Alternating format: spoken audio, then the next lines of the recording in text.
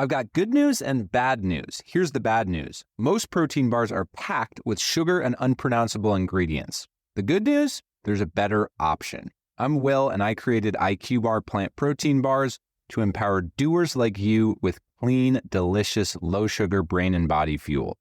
IQ bars are packed with 12 grams of protein, brain nutrients like magnesium and lion's mane, and zero weird stuff. And right now, you can get 20% off all IQ Bar products, plus free shipping. Try our delicious IQ Bar sampler pack with 7 plant protein bars, 4 hydration mixes, and 4 enhanced coffee sticks. Clean ingredients, amazing taste, and you'll love how you feel. Refuel smarter, hydrate harder, caffeinate larger with IQ Bar. Go to eatiqbar.com and enter code BAR20 to get 20% off all IQ Bar products plus free shipping. Again, go to eatiqbar.com and enter code BAR20. 1, 2, 1, 2, 3, 4.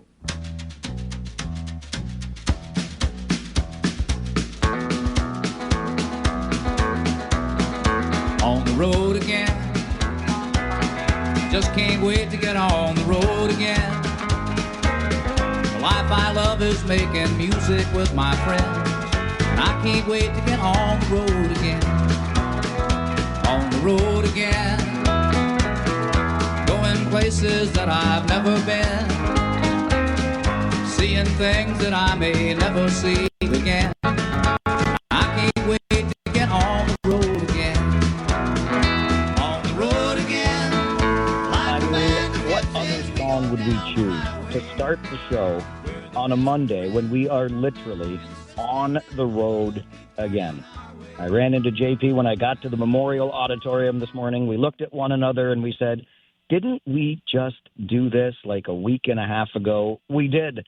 But a week and a half ago, we were on our way to Saginaw. Today, we are on our way to Sault Ste. Marie as the Rangers are headed north for games 3 and 4 in their second round playoff series. And we thought, why not just bring the show on the road with us? So a few things. First and foremost, I'm sorry for the sound quality as we get things started. I hope it's coming through okay, but I'm just on the phone for now because I screwed up a little bit. I wanted to make sure that this was as high quality audio as I could get to you today. So I wanted to get my microphone set up so that the surrounding sounds wouldn't be coming through as well. There's a setting I could put on the mic, but I didn't get it done in time. So I'm stuck on the phone for the first little bit, but that doesn't mean you're not welcome to be a part of the show. As you know, our phone lines are open the minute we begin every day. I'll get the microphone sorted out and we'll get to something that sounds a little less phone quality and a little more microphone quality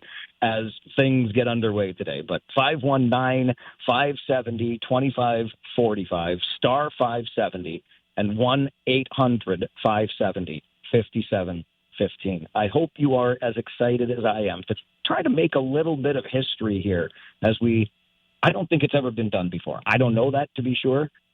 You could Google it yourself if you want to. I did a quick Google, but I'd rather just go with the idea that we are the first people to ever try doing this. And that is a show from the road as we're cruising along the 401 as I speak this morning. I don't know if Jen Tan, our producer back at the Boardwalk, is as excited as I am about this or nervous. But if you call in, be nice, be patient. Jen's going to get us through all of this as we make our way up to the Soo. And for me, here's the other good part, of course. It helps to fill about half this trip because it's an 8-hour ride. And we'll go through this from 9 until 1 today. And that'll help fill some of the time. I can only do so many crosswords. I can only shift my butt cheeks so many times, pardon my language, this early in the morning.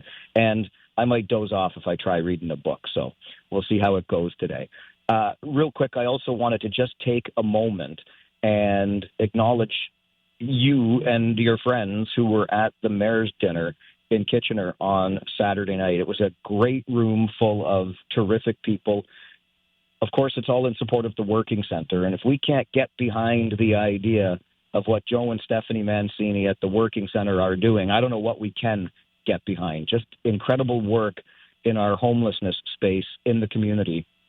And about 800 of us gathered at Bingaman's on Saturday night. It is the mayor's dinner, so yes, it was a room full of politicians, but also community leaders. The development community was there and a part of this annual fundraiser. It was the 37th annual, and I always find that it's the kind of thing that puts a little fuel in the tank. You go to an event like that, you get inspired by the work that Joe and Stephanie and everybody at the Working Center is doing, and then you go out and you try to put some of that inspiration into action. I even ran into my friends from the Rangers there, which I thought was great to see.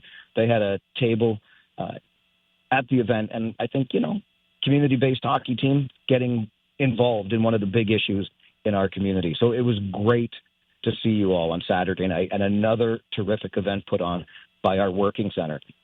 And how about that game last night? Just out of curiosity, how about that Kitchener Rangers game last night? Holy moly, an 8-5 win for our Rangers, and now a 2-0 series lead as we head north.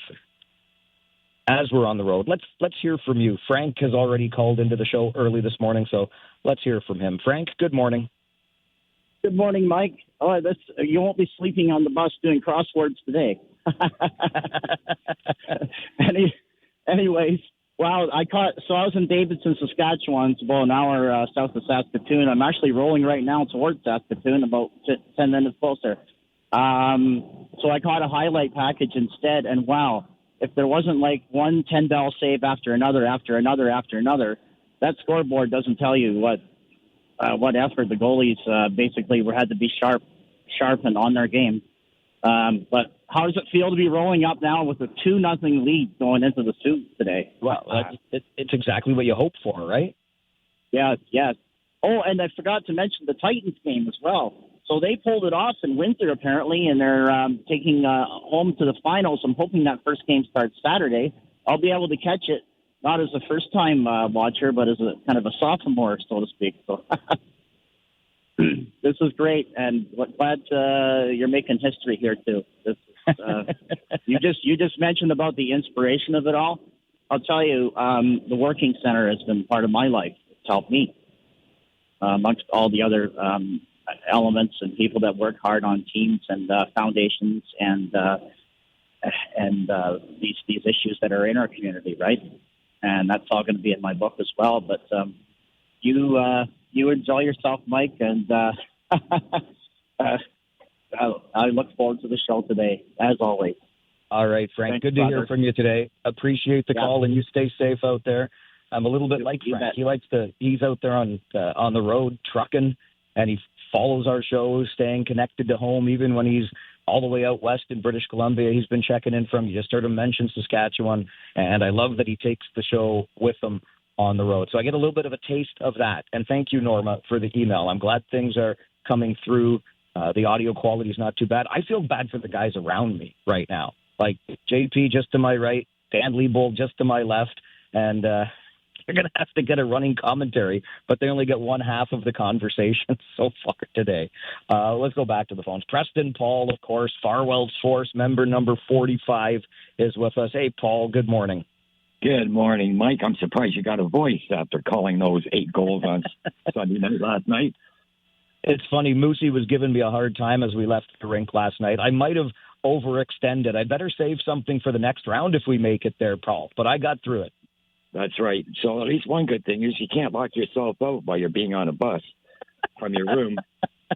That's one positive. Thanks for the reminder. Yeah. I forget who it was, but they sent me an email, and that said the same thing. Make sure you don't lock yourself out of the bus. A guy locks himself out of his hotel room 2 times, and you guys won't let me forget it. Yeah. No, you sound good from this, and even though you're talking over the phone, you're coming through loud and clear. So perfect. Yeah, good. I hope you have a good trip, and can't wait for tomorrow night. Thanks, Paul. Great to hear from you, buddy. We can't wait for tomorrow night either, because that means we will already be in the Soo. You see? That means we're there. It's good to hear from you, Paul. Thanks for calling in today.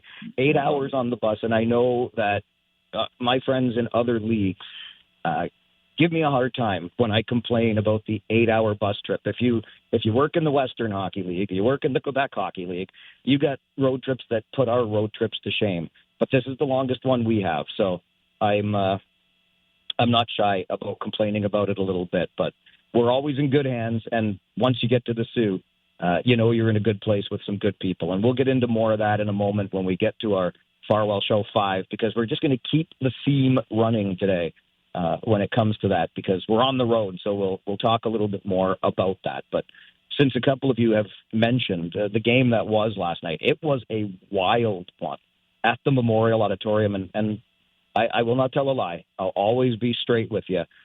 When the Soo took their second lead in the third period, so it was 3-3 going to the third.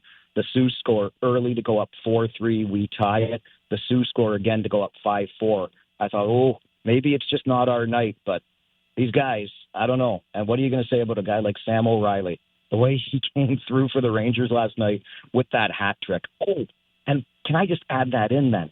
Way to go, Rangers Nation, with the hats last night. Sometimes we neglect to do that, and I know hats are expensive, but you get them back after the game. You got to throw the hats, and our crowds have been fantastic all playoff long so far. So way to go. It was so loud in there last night. I thought for sure when Dylan Edwards scored the game-winning goal with about 6 minutes to go, the roof was going to come off that building, and we're only in round 2. So, as Paul said a moment ago, he's looking forward to tomorrow night, Game 3 in the Soo, and then Game 4 on Thursday. And JP and I are going to have all of the action for you from GFL Memorial Gardens. Great barn for a junior hockey game. Great place for us to call a game from. So, we're on the road right now, literally, and we'll have those games for you from the Soo tomorrow night and then again on Thursday. Let's get to your Farwell Show 5 for this Monday morning. 1, 2, 3, 4. Can I have a little more? 5, 6, 7, 8, 9, 10. I love you. All right. Instead of 10, we'll just do the 5. Okay. I'm not doing extra work today. Nice try on that one. But your Farwell Show 5 for this Monday morning, the 13th of April. And I thought, hey, since we're on the road, since we're all trying to make a little bit of history here, because I'm not sure this has ever been done before, let's talk about the 5 things about a road trip to Sault Ste. Marie. Number 1, the bus ride is long, for sure, but the trip is absolutely worth it. Once you get to the Soo, you will meet some of the nicest people in the world. Now, the weather is not exactly to my liking all the time, but it really is full of great people, and it's a lot of fun to be up there and call games from there. So that is Farwell 5, thing number 1 today. Number 2, the Soo is a pretty good city for walking. If you follow us when we're on the road, Josh Pierce and I will fill you in on those little travels that we have between the games, off days, game days before the game. We just like to get out, experience a little bit of the city that we're in, get some fresh air. I'm obsessed about counting my steps, so I got to try to get my 10,000 every day. It's funny because I'm in a little competition that's been going on for years with my buddies up in the Soo, especially Jerry Liscombe, who calls the games for the Greyhounds. He walks like 17, 18, sometimes more than 20,000 steps a day. But we started this little friendly competition years ago. He's like, you Southern Ontario people, you don't walk as much as we do. So we have a lot of fun comparing notes on steps counted every day when I'm up there. But some nice trails along the water in the Soo. The concern that I have is all the snow. I've had a few pictures sent to me from friends up in the Soo. Looks like there's still plenty of snow cover, but the forecast says we're going to get a lot of rain this week, so we'll see what that does for our walking. Number 3 on your Farwell Show 5 this Monday morning, the Soo is the place where our bus driver, the Moose, retired for the first time. Emphasis on the first time. That's right, Mikey Reeves, the Moose. There's a little Tim Hortons in the mall that's between our hotel and the hockey rink in the Soo. And Moosey and I like to go there, kind of one of our traditions when we go up to the Soo. And we were having our coffee there about 4, maybe 5 years ago, and he told me he was retiring. Of course, as you know, the Moose is still very much here. I think he's retired 2 more times since that time. By the way, the Moose is going to join us on the show this morning around 10:45. It was, I think Clinton asked in an email last week. He says, while you're on the road, I want to hear directly from the Moose at the front of the bus while he's driving. I'm like, all right, I don't want to distract him, but he's a pretty good driver. So we'll check in with Moosey around 10:45 this morning. Number 4 on your Farwell Show 5 today. There are a lot of interesting connections between the Soo Greyhounds and the Kitchener Rangers, and it goes beyond the great history on the ice. In the playoffs, they've met 10 times. Both teams have won 5 of those series, but way beyond hockey. We're going to get into more of these connections at 10 this morning. I hope you enjoy the conversation, but there's really, off the ice, family connections between these two hockey clubs. And one of those family connections, an assistant coach with the Kitchener Rangers, will join us at 10, and you'll learn more about that. And number 5 on your Farwell Show 5 this Monday morning, about halfway up to the Soo, a little further than halfway, we get to make a lunch stop in Sudbury. I might see if we can find our way onto the set of Shoresy or something like that. And maybe Josh Piercy and I can call a game in the No Show up there in the Northern Ontario Senior Hockey Organization. We'll see what happens. But a little break along the way before we finish the final leg of the journey. And that's how we do it when we're on the road. Your Farwell Show 5 for this Monday morning.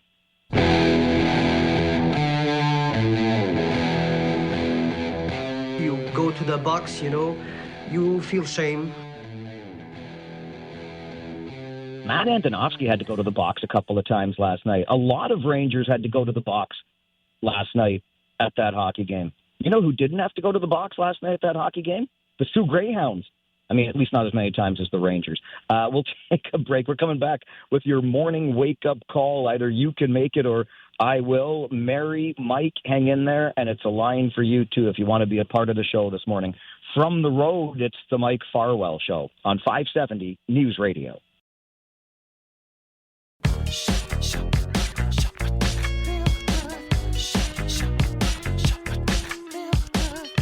Who doesn't love a Monday morning on the road?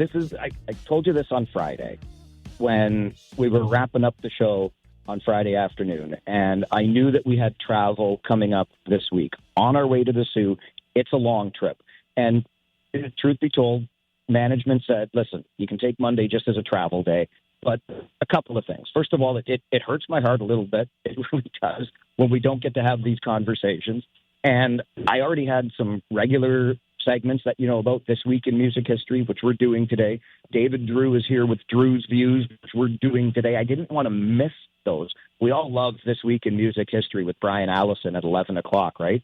And how can we not talk to David Drewe today when those by-elections are happening and the federal Liberals may recruit their way to a majority government? So we're going to make sure we do that, and we'll have some other conversations about the Artemis mission, those new odds for Lotto Max. I mean, your ticket changed. What about your odds? We'll do a deeper dive into that, and we'll bring you some stories from the road as well. I've got a number of the players lined up to talk to today, including Jack Pridham and Andrew McNeil.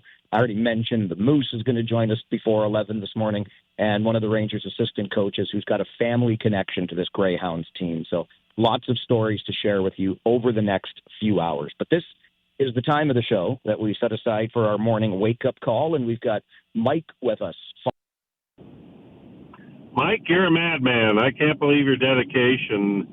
I'm surprised you're not dropping over by all the stuff you're doing these days. I think the listeners and your management need to appreciate you more based on what you're doing right now, sir. And that's my feedback to you, sir. Clark right now, I love this. Are you employing Clark? Oh, I think we dropped Mike. That's too bad.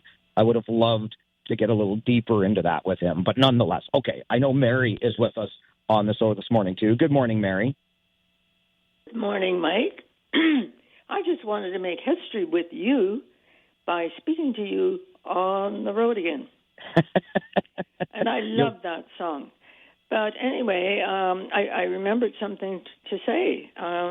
Today is my wedding anniversary. Oh, my gosh. Yeah. How and many I got years, Mary? On Friday the 13th.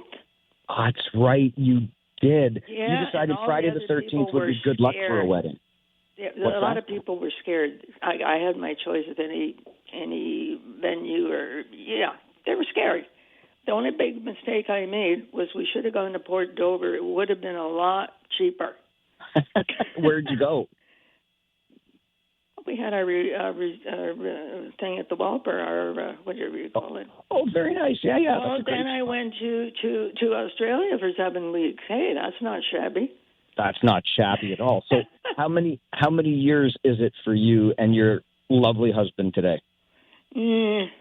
I told him it's 19, but I like to say 20 because we've known each other for 20. So I counted our dating year as one. But anyway, as you know, I've had a few stabs at being married, and if I counted them all up, I would have a lot under my belt. I love the way you put that, Mary. You've had a few stabs at marriage. Listen, the first couple were just starter marriages, okay? No. The first one was no good. Second and third, beautiful. And I love the married life. I really do. I'm glad to hear that. Happy anniversary. Happy 20th, even though it's only 19. And thanks for calling this morning. Yeah, and it's raining and it's miserable here. It's not any different out here. Okay, bye. Have a great day. You Thanks, guys. Mary. You too. Great to hear from you. Mary is Farwell's Force member number 1, and you know why that is, right? Because Mary is number 1 in our hearts. And she says the first marriage was no good, but marriages number 2 and 3 were fantastic. And it's the 19th anniversary, but she likes to call it the 20th with her husband today. So happy anniversary. And I know what you mean, Mary. I count all the years before I finally smartened up and popped the question last year. We were together 11 years, my beloved and I, and we finally got married in September. Long overdue on my part. And like Mary, I do love the married life. I do. Please don't tell my beloved I admitted that, because then I'm in I won't be able to argue about anything anymore. She'll just look at me and say, you said you loved the married life. This is the life you got. Donna sends me an email to Mike at 570news.com. You might have already said this, but when you go to the Soo, do you travel through Michigan or through Ontario? Donna, I have not said that already, and I appreciate your question. We go through Ontario's. I know when London goes, they're a little further west of us. Obviously, they'll head up through the States, but we usually just skip the border crossing because you'd have two, right? You got to cross into and then back out of the States.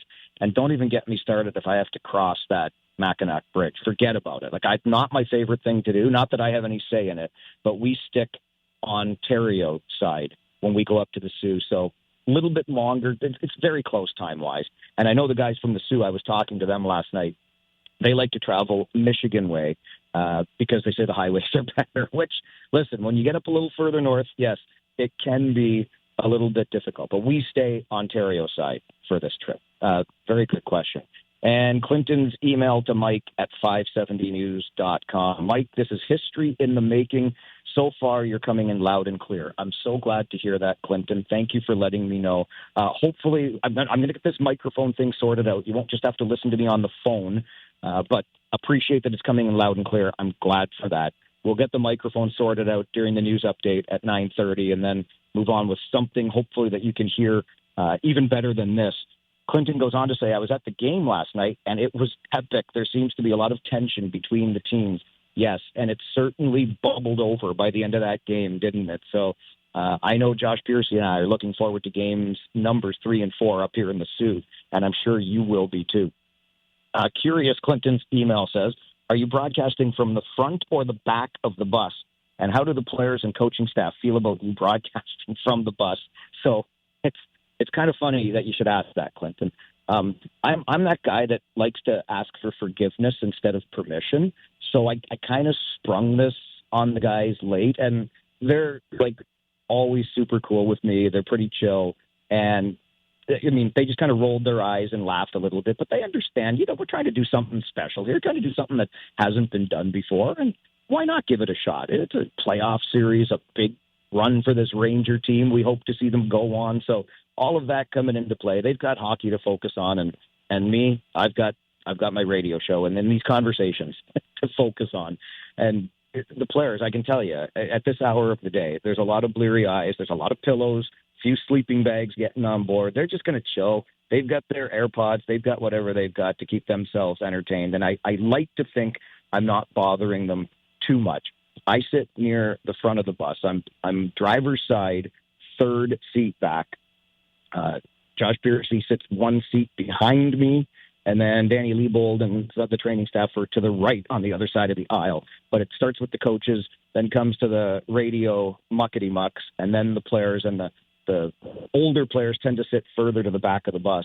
And I try to stay away from there. It's their space, not mine. And that means also I do try to monitor my fluid intake so that I don't have to make the trips to the back of the bus for those washroom breaks along the way. That's tougher on a trip like this, but I'm going to do my very best. And we will bring a couple of players onto the show this morning, including Andrew McNeil and Jack Pridham as the show goes on. So I'm going to get you to the 570 News Center for an update. I'm going to get the microphone situation sorted out. And when we come back, we'll talk about the Artemis mission, what it was all about, and what we learned. So stay with us as we continue the Mike Farwell Show this morning from the road on 570 News Radio.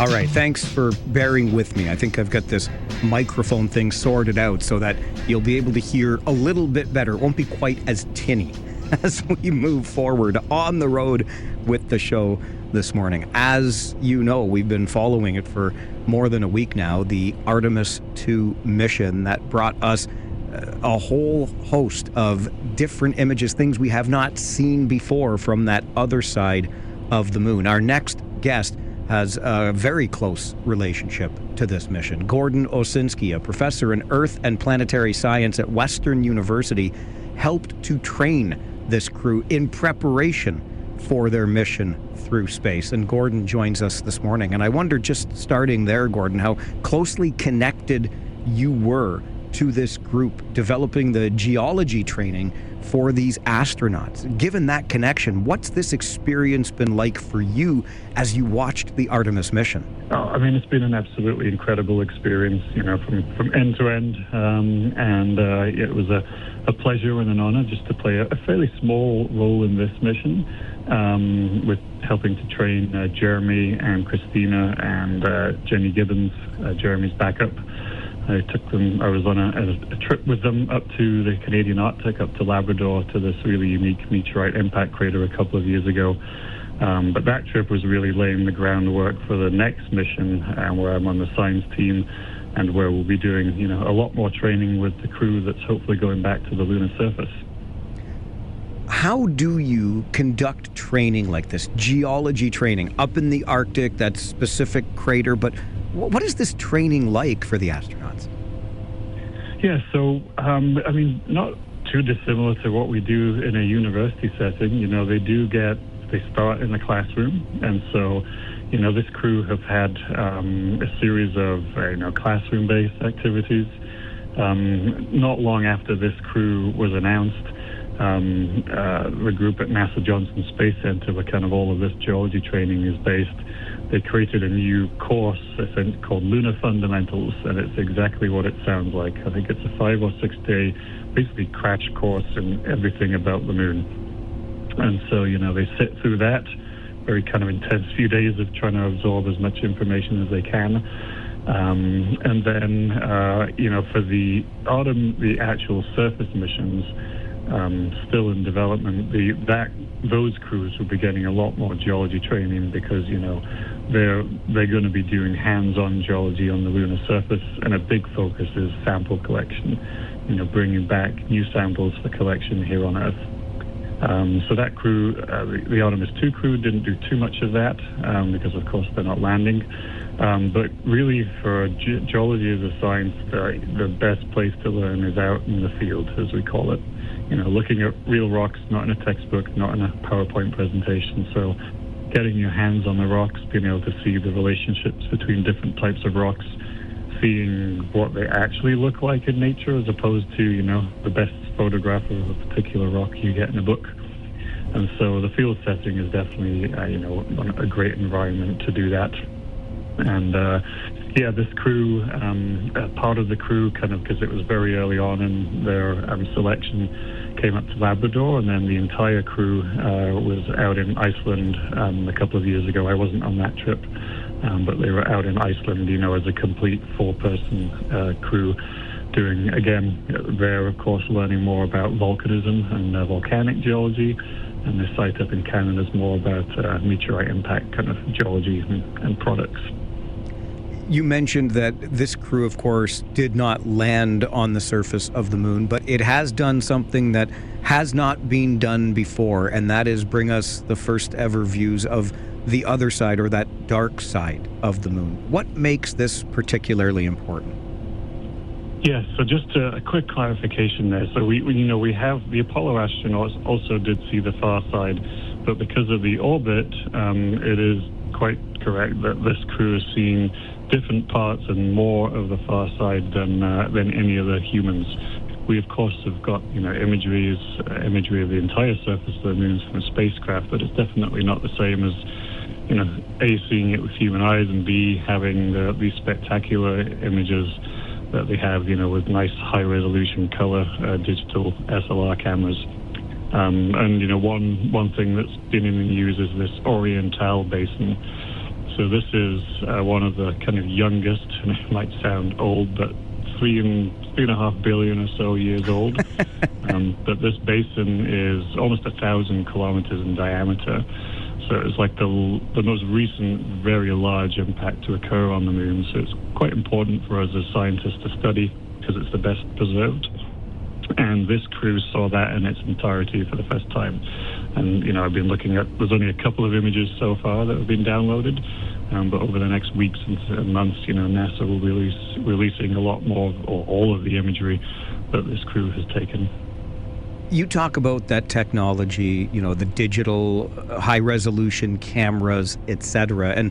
And I feel, Gordon, as though we've been given a greater glimpse into the goings-on, I guess, in the space program this time than ever before, given the technological advances that have happened and what they're able to bring to us. What have you been able to glean from the live streams, the communications that we've heard between, the crew and mission control, etc.? Yeah, that's a great point, and I think NASA does do a lot of things very well, but this is definitely one. They realize that Apollo was quite closed, right? There was the odd kind of live public broadcast, but a lot of 99% of what happened was really just between the astronauts and mission control. Just even things like if you follow GoPro on the GoPro cameras that many people strap to their heads for skiing or on your mountain bike and things, that's those little GoPro cameras that are on the solar panels is what's been capturing these amazing selfie-like images of the Orion spacecraft in the foreground, and then the moon or Mars in the background. So just having that kind of foresight to do that, because it just brings it back to all of us, what those astronauts are experiencing. And then yes, during the flyby on Monday, I was last Monday tuned in, and it was great having of course there's a bit of a lag and sometimes it's broken up, but that back and forth between the astronauts and mission control was just fantastic. And that was actually many things about this mission are really the primary objective is to help us better prepare for going back to the surface of the moon. And one of those big things is actually how we communicate science and how the science team communicates with the astronauts. In Apollo, there wasn't really a science representative in mission control. For Artemis, for the first time, there is.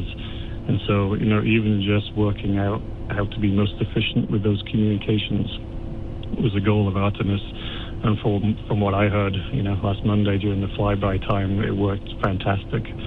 Right, we're listening in, but then, the astronauts say something and, the science team back here goes, whoa, hang on a second, could you provide more information about that? Or if the astronauts sometimes ask the mission control questions and they're able to get answers with a quick turnaround too. So that all has been fantastic. Hopefully not just for us scientists, but, for everybody out there to really get a better glimpse of what is going on during these missions.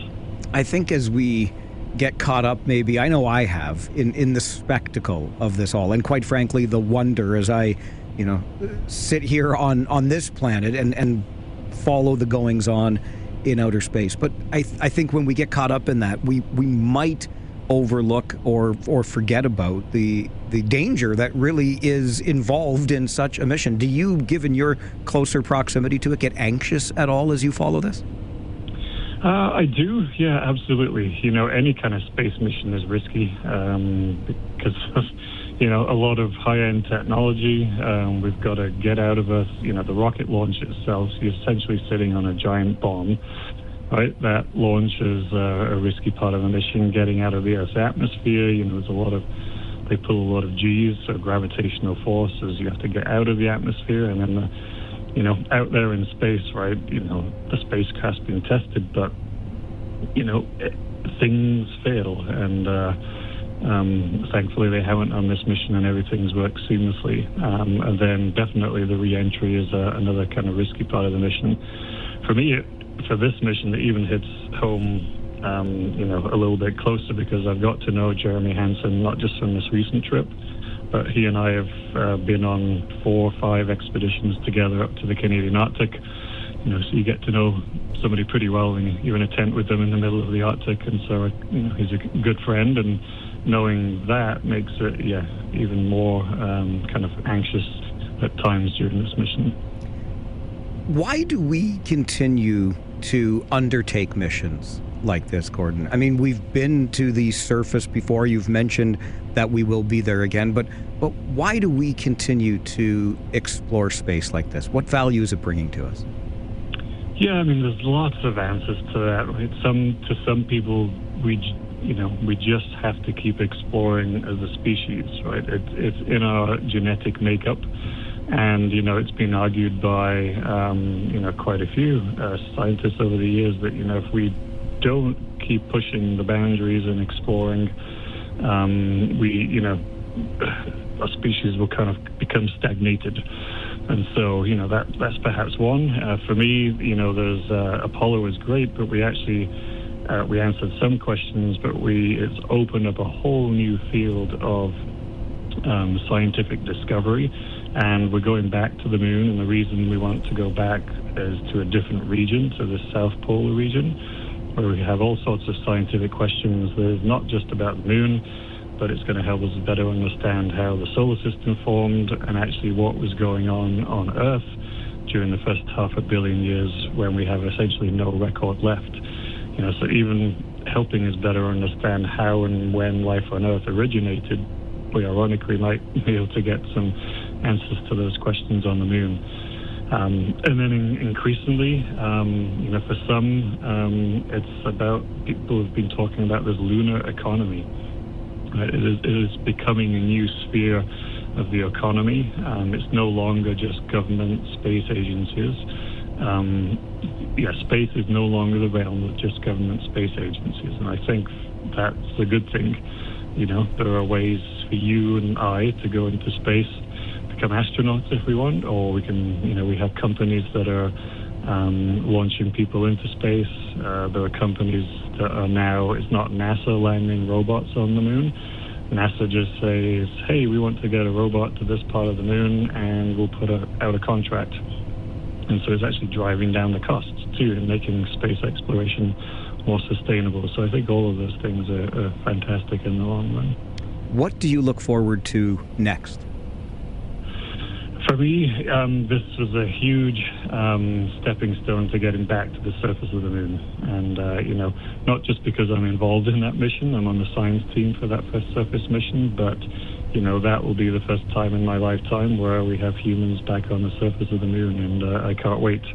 And, hopefully that will stick to that in 2028, which is coming up pretty fast, is when NASA hopes to do that. It certainly is. So you'll blink and it'll be here. And what kind of work goes into that between now and that very short time horizon?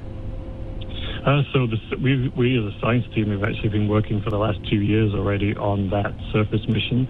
A lot of the work right now is preparatory, but a big part of it, for example, as one example, is, where are we going to land? Right now, there's a long list of candidate landing sites that have been deemed safe to land.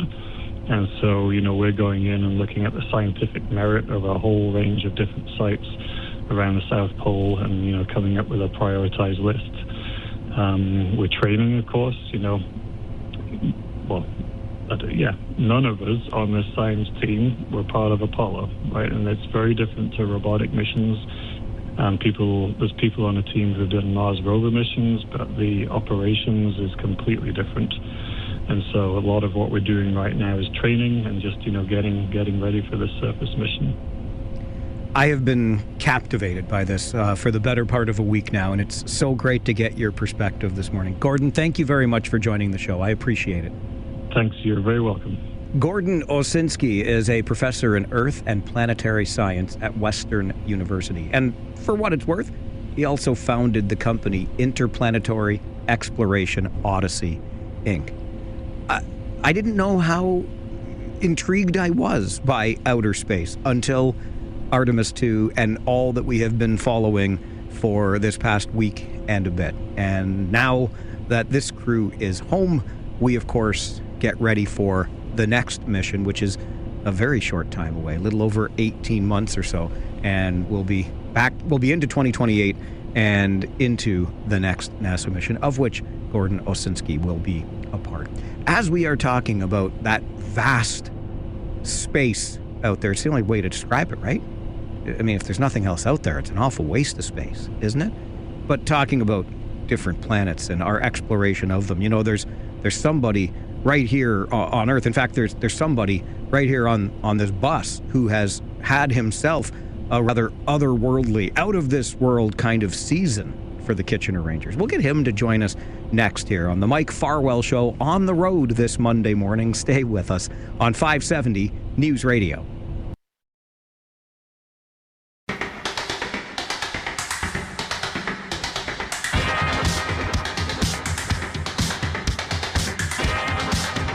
All this talk already on the show today about outer space. I gotta be honest with you, every time I go to the GTA, I feel like I'm on another planet. I'm so glad I don't have to do the driving today. We're on the outskirts of the GTA, but I'm just a passenger on this big old bus. We're up around the 407 now, headed towards the 400, and then we'll make our way north. But I mentioned before the break that there's a player on this Rangers team that's had kind of an out-of-this-world season. So I used my time during the commercial break to head further back into the bus to grab this guy. The older players tend to sit near the back, and this is one of the oldest players on the bus. I don't go back there a lot, just so you know. That's the players' space. They don't need me in it. And yes, that means I manage my fluid intake, so I don't have to go to the back to use the washroom. But nonetheless, now sitting beside me here on the bus is none other than overage player Jack Pridham. He's a Chicago Blackhawks prospect, and he has just been named the overage player of the year in the Ontario Hockey League. How does that sound, Prids? Sounds good. It's definitely very cool to win it 3 years in a row here for the Rangers, and just want to, thank my teammates and coaches. Wouldn't be able to do it without them.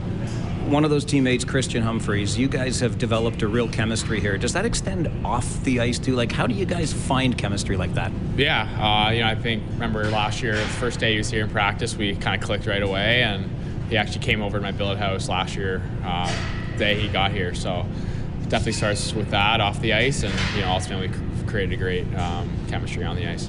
Do you talk hockey all the time off the ice, or is this just stuff that comes out through practice and games? A little bit of both. We're always kind of watching hockey and obviously talk about it too, but we can talk about other things as well. You mentioned 3 years in a row for this team to have the overager of the year. I was talking to UC Ahokas about that, and he said it speaks to the development in this organization too. You came over out of the BCHL. How has this helped develop your game, this organization? Yeah, it's definitely helped so much. I think just kind of rounding out my game and, kind of that 200-foot game is what I've strived to work at all year, and I feel like that's definitely helped. It seemed like your second half really took off. Did you doubt yourself at all before those goals started coming for you? Not necessarily, no. I think just sticking with it and just doing whatever I can to help the team win. How much were you watching that goal-scoring race? I mean, one short of Van Acker by the end of it all. I know we were all pulling for you. How much were you paying attention to those numbers? Yeah, obviously you pay attention to it, but at the end of the day, just want the team to win, and we're in a great spot now, which is kind of what we've been working for all year. The Leo Lalonde Trophy is the award you've been given. What means more, the Leo Lalonde or the J. Ross Robertson? J. Ross Robertson. No hesitation there? No hesitation. Thanks for this. Thank you. Jack Pridham, our overage player of the year in the Ontario Hockey League, the third straight Kitchener Ranger to win the award. That's the first time ever in OHL history that has happened. Matt Sopp, then Jackson Parsons, and now Jack Pridham as OHL overage players of the year. But as you heard Prids just say, there's a bigger goal here, and that is the J. Ross Robertson Cup that you get if you win the OHL championship. I don't want to get too far ahead of ourselves here. This is only the second round. We're on our way up to the Soo games 3 and 4 pretty early in these playoffs, but the goal is clearly in sight. The goal for me right now is to get you to the 570 News Center for an update. And then I want to give you some background on this Rangers-Soo playoff series. There is a lot of history between these two teams, but not just on the ice. There's a rich history on the ice for sure, but there are deep family connections between these two teams, and you'll hear the stories coming up on the Mike Farwell Show. We're on the road this morning on 570 News Radio.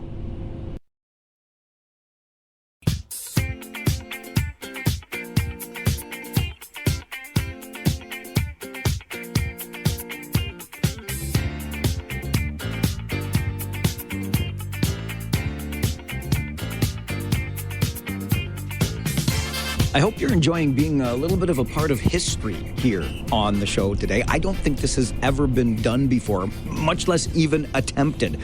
Literally being on the road with a junior hockey team on our way to a game as we broadcast live from the road. It's never been done before, to my knowledge. We're giving it our best today. You've been putting up with maybe the sound that's not always the best, but you're hanging in there, and we certainly appreciate it. I wanted to focus a little more in this next bit on the playoff series that we're now into between the Kitchener Rangers and the Soo Greyhounds. And before you roll your eyes, if you're not a sports fan or a hockey fan, and think, oh, here we go, Farwell's just going to spout off about hockey. It's not just that, I promise. There are some really interesting family connections between these two hockey clubs. There's a rich history on the ice and off the ice, and we'll get deeper into one of those family connections in just a moment. But if we start on the ice, these teams, the Rangers and the Soo Greyhounds, have met a total of 10 times in the playoffs over their history.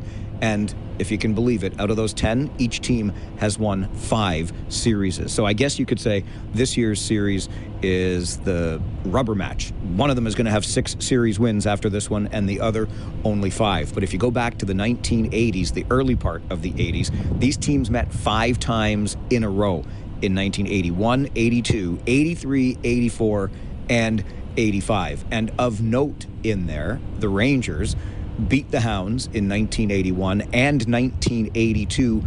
Both of those years, the Rangers won the OHL championship. And in 1982, when the Rangers beat the Hounds, that was a year they also won their first Memorial Cup. 1984, that's when Kitchener hosted the Memorial Cup at the Memorial Auditorium, and they beat the Hounds that year as well in a playoff series. Fast forward to the year 2000, the 1999-2000 season, and the Hounds beat the Rangers that year in the playoffs 4-1. The head coach of that Kitchener Rangers team in the 2000 playoffs was a fellow by the name of Brian Hayton. Brian's son, Barrett, would grow up to play hockey for the Sault Ste. Marie Greyhounds. That's just one of 3 interesting, I think, family connections between these hockey clubs. The Rangers and Hounds would also meet in 2003. I'm sure you remember that as a Rangers fan. That was the year the Rangers won their 2nd Memorial Cup, and they swept the Hounds in the playoffs that year. In 2008, when Kitchener hosted the Memorial Cup, got all the way to the final, lost to Spokane. In that year, the Rangers also beat the Hounds in the playoffs. But the last time these two teams met in the playoffs, 2018. That was also the last time the Rangers won the Midwest Division like they won it this year.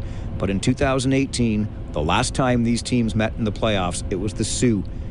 Game 7, double overtime. Jack Kopaka, I've never forgiven him. I'll never forget that night.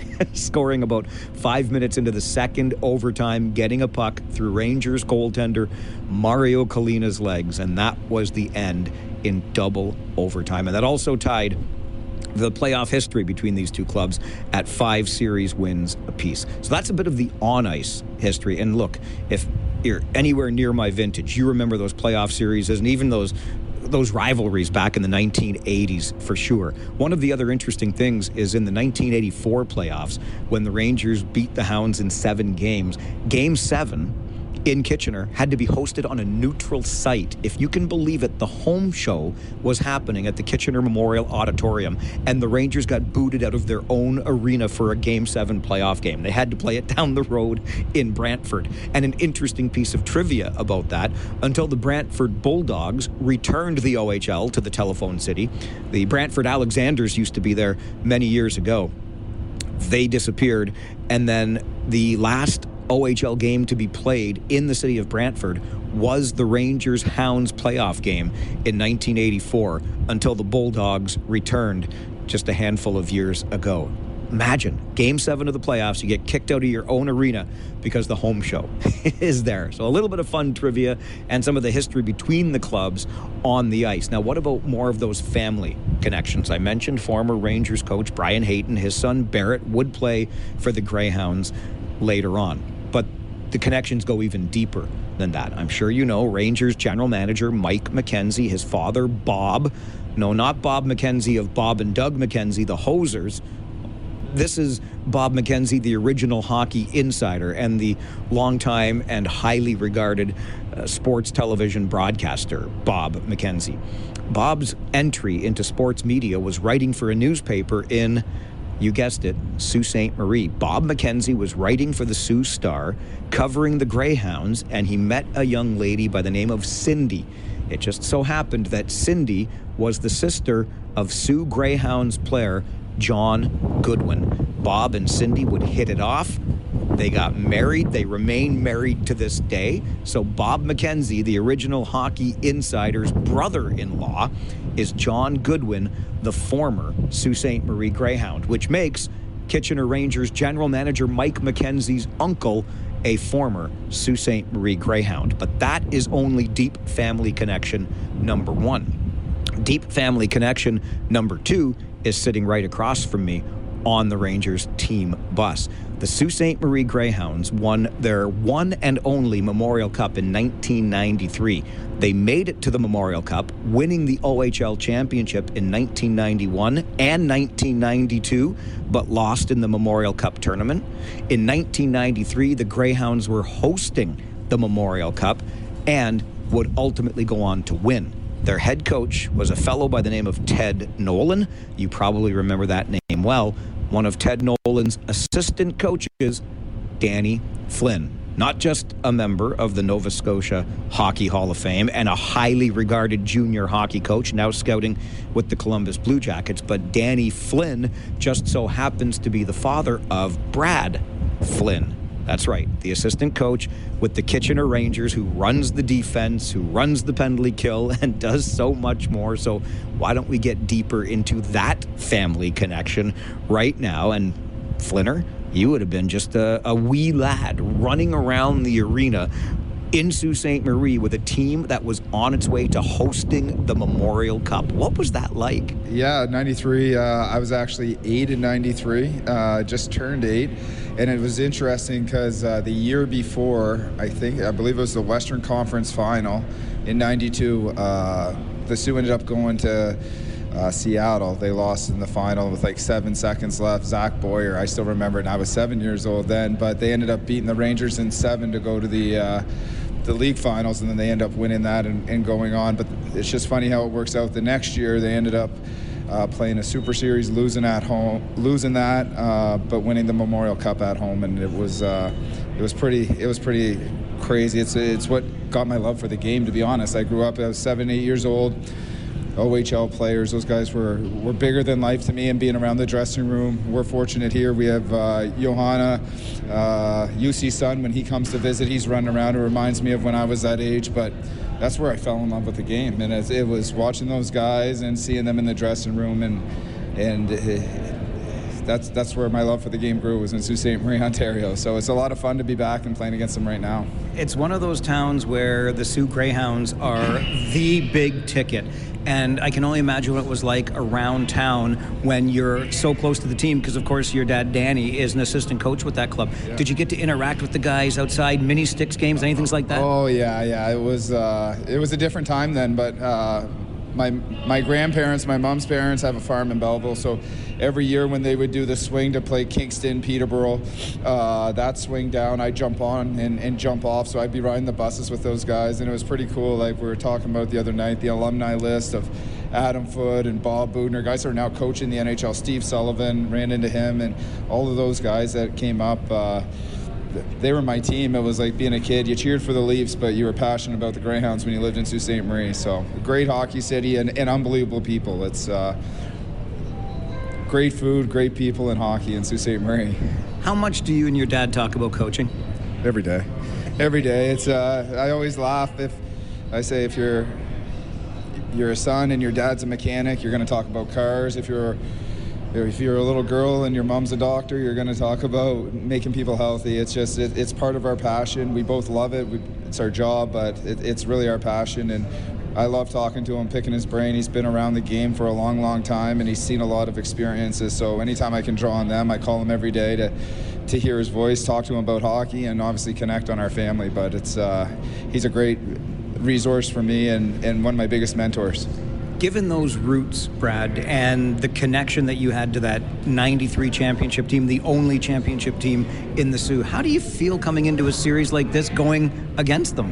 It's fun. It's obviously the best part about hockey is it's a team game and it's not an individual game, and there's obviously no history or anything, but it's just about writing your own story as well. And my dad's had an unbelievable career, and he's still writing his. He scouts for Columbus right now, and we're about the same time in our major junior careers when we're both here, and he won his. I think it took him a year earlier to win, and I'm still hunting for my first one, but it's being able to write my own story, and it's kind of cool when our paths get to intersect throughout it. But he's so supportive of me, and it's just a great opportunity to play against a team like that, and it's two unbelievable organizations with a lot of history in the OHL. That's the fun part. It's Kitchener and the Soo, and away we go. And I've been waiting for this since the last series was over. It's been fun.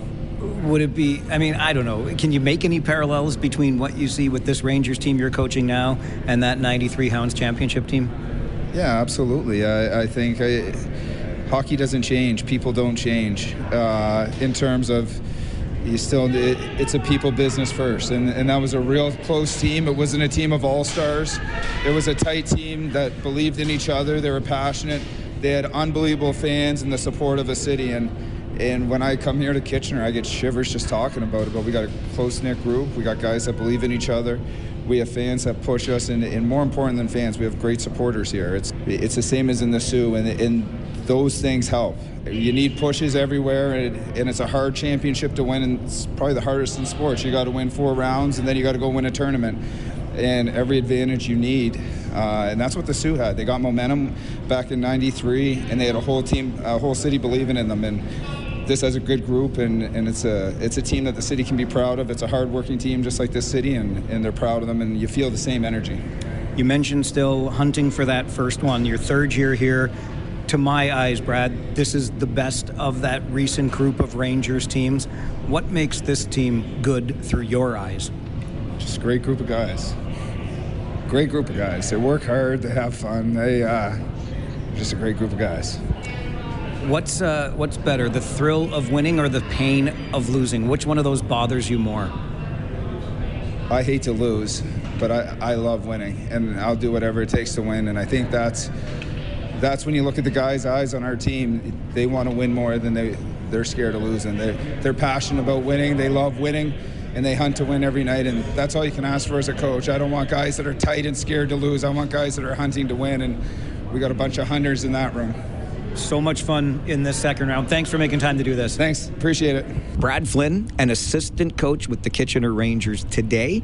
the son of Danny Flynn, one of the most highly regarded junior hockey coaches in this country, now a scout with the Columbus Blue Jackets, and just one of the deep family connections between these two hockey clubs, the Rangers and the Soo Greyhounds.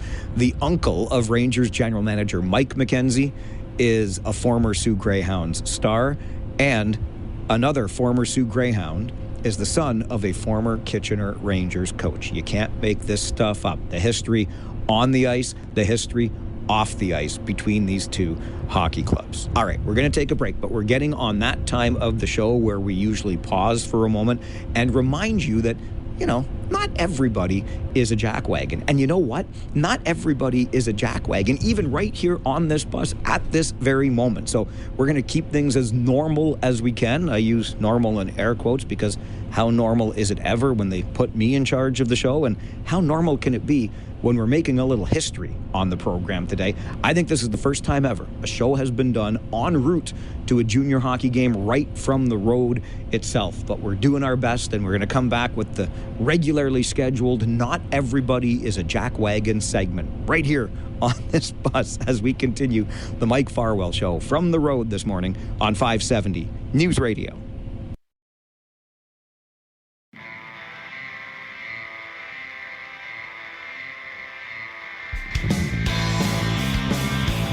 We have arrived at that time of the show. No, not the time where we get to Sault Ste. Marie. Believe you me, my friends from other leagues like to tease me that 8 hours on a bus is nothing. And they're right. If you're in the WHL or you're in the Quebec League, your road trips are a lot longer than our trips here in the Ontario League. But for me, the sooner we get there, the better. I love it once we get there, but it's a long time on the bus. But the time we are at is around the time of the day every day where I like to take a break from some of the heavier stuff and remind you that not everybody is a jackwagon. And I know for sure that even right here on this bus, we're going to keep it kind of in the theme of the day, or at least in the theme of this half hour on the show, and bring forward one of the non-jackwagons on this bus right now. How do I know that Andrew McNeil is not a jackwagon? Because Andrew McNeil at the Kitchener Rangers Awards Banquet this year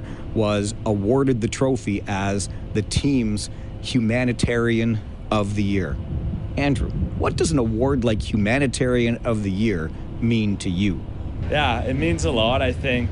I give a lot of credit to the staff in Kitchener and my teammates, just helping me really promote Andrew's ambition, and just a great cause that gives back to, you know, something bigger than hockey. The community back home in Coburg it's a really tight-knit community, and Gracie means a lot to all of us back home. So just to be able to give back, and I'm not doing it for any of the credit or anything. I just want to help out people that are struggling with this terrible disease. So yeah, it's a good feeling, but I think the cause is a lot more important. Where did the idea come from for shots blocked donations to Andrew's ambition? I think I was talking to my mom about it. I thought I wanted to do something that represented who I am and what I do, and I don't always get on the score sheet, but just little things, little habits, and I think blocking shots takes courage, and it was something that was really important to me and my game. And I think, you know, people going through cancer, they're the most courageous and brave people I know. So if I can do the little things like blocking a shot or two, I think it goes a long way. I know it's probably broken your heart a little bit that you couldn't be on the ice through all of this, but what does it mean to you to have a teammate like Carson Campbell step up and block those shots on behalf of Andrew's ambition? Yeah, Soupy's the man, to be honest with you. He's the best, and him and I are very similar in the way we play, and he wears his heart on the sleeve every night. And I knew when I went down that there's no better person to do this than Soupy. I think he was ranked the best shot blocker in the OHL, so yeah, he's taken over and he's done an amazing job, and I get fired up every time he blocks a shot. I give a lot of credit to what he does and his game. I try to model my game after a guy like Soup. I learn a lot from him last year, and I'm still learning from him this year, so it's pretty cool to watch him do his thing every night. long line of humanitarians through this organization, Andrew. Congratulations to you on the award this year. Thank you very much. Kitchener Rangers defenseman Andrew McNeil, the Rangers Humanitarian of the Year. Definitely not a jackwagon, right? We like to remind you on the show around this time every day that not everybody is a jackwagon, and he takes a very personal story and a meaningful cause from his community and turns it into Andrew's Ambition, which raises money for Sick Kids Hospital. By the way, the goal for Andrew's Ambition has been exceeded, so that's awesome thing number one. Awesome thing number two is that it was exceeded even though Andrew had to be out for a bit and Carson Campbell, his fellow defenseman, stepped up to block the shots on his behalf. And there's even more. Awesome things number 3 and number 4. When the award was handed out at the awards banquet, the Kitchener Rangers Humanitarian of the Year Award is named in honor of Ted Scarf, past president, helped get the Board of Governors started, humanitarian in his own right. Scarfy made another donation to Andrew's Ambition on the spot. And in the OHL playoffs, when you score an overtime winning goal, the league allows you to make, and the league does the donation on your behalf to a charity of your choice.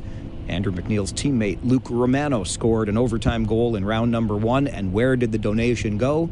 To Andrew's Ambition. So there you go. A whole bunch of non-jackwagon-like stories right here on the road this morning with the Mike Farwell Show.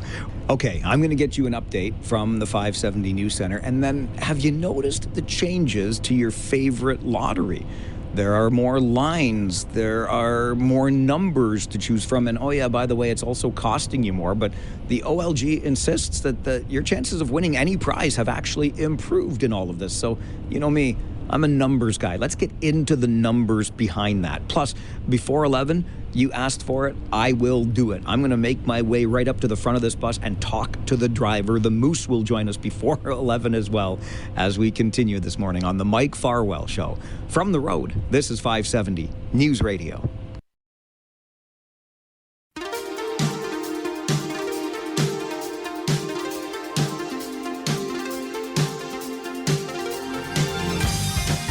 Well, you may have noticed that your Lotto Max ticket has changed. Now, I confess, I don't play a lot of those lotteries, but the OLG, Ontario Lottery and Gaming, has been making a pretty big deal about the fact that these changes were coming, lots of promotion for it. And so what does that new Lotto Max ticket look like? Well, you now have 4 sets of numbers to choose from instead of just 3.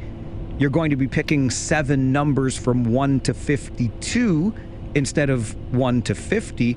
And according to the OLG, these changes will improve your overall odds of winning any prize. And that is a direct quote. Michael Wallace is an associate professor of statistics and actuarial science at the University of Waterloo, and I always turn to Michael at times like this because, Michael, as I just outlined, what the Lottery Corporation is telling us these changes mean: more sets of numbers, numbers 1 to 52 instead of 1 to 50, and improved overall odds of winning any prize. This sounds wonderful. This sounds like exactly the sort of thing you would read in promotional material, but what happens when we dive into the numbers a little deeper? Yeah, so it's definitely a little bit complicated, to put it mildly.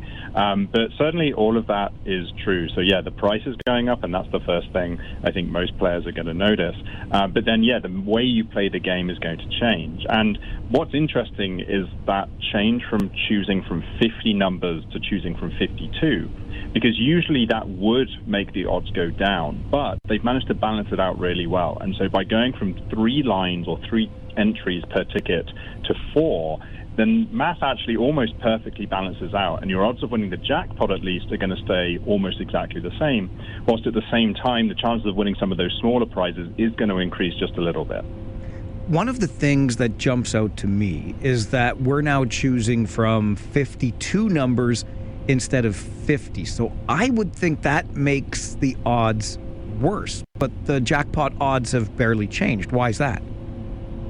Yep, you're exactly right. And this is quite an interesting illustration of the power of some of these mathematical underpinnings of the lottery.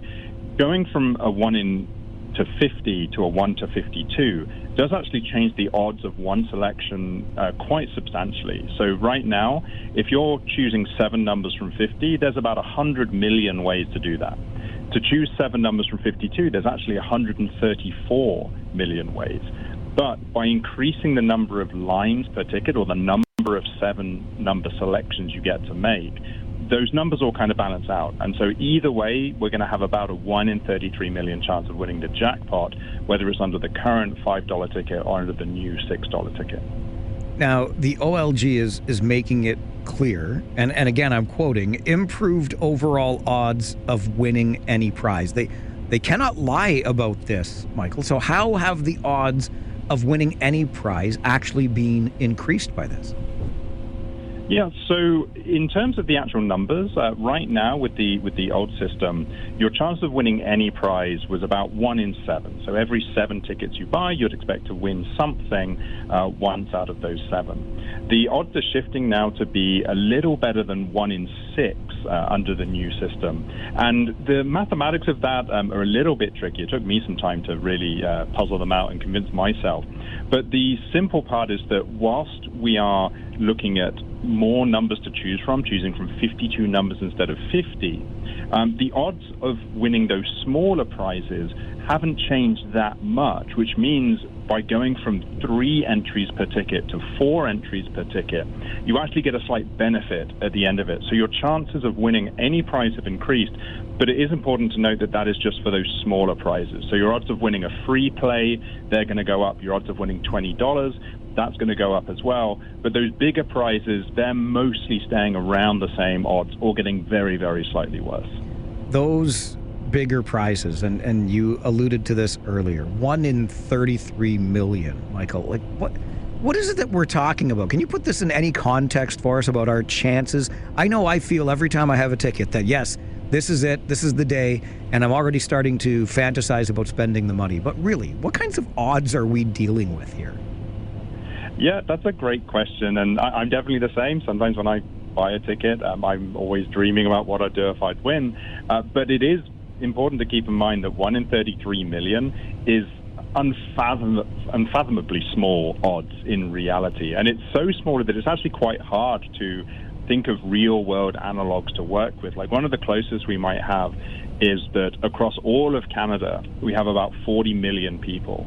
So in mathematical terms, 40 million, 33 million, they're not actually that different when we're talking about probabilities.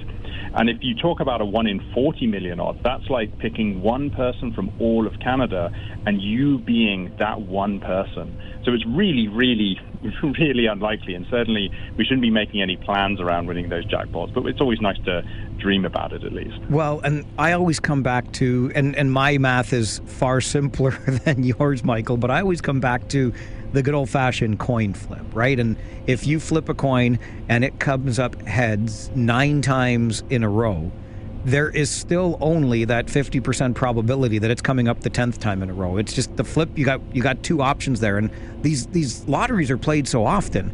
At least I start to feel like you mentioned those 1 in 40 million, 1 Canadian. Well, a Canadian is becoming a multimillionaire with every one of these draws. So I automatically think that next time I'm just getting closer to my time.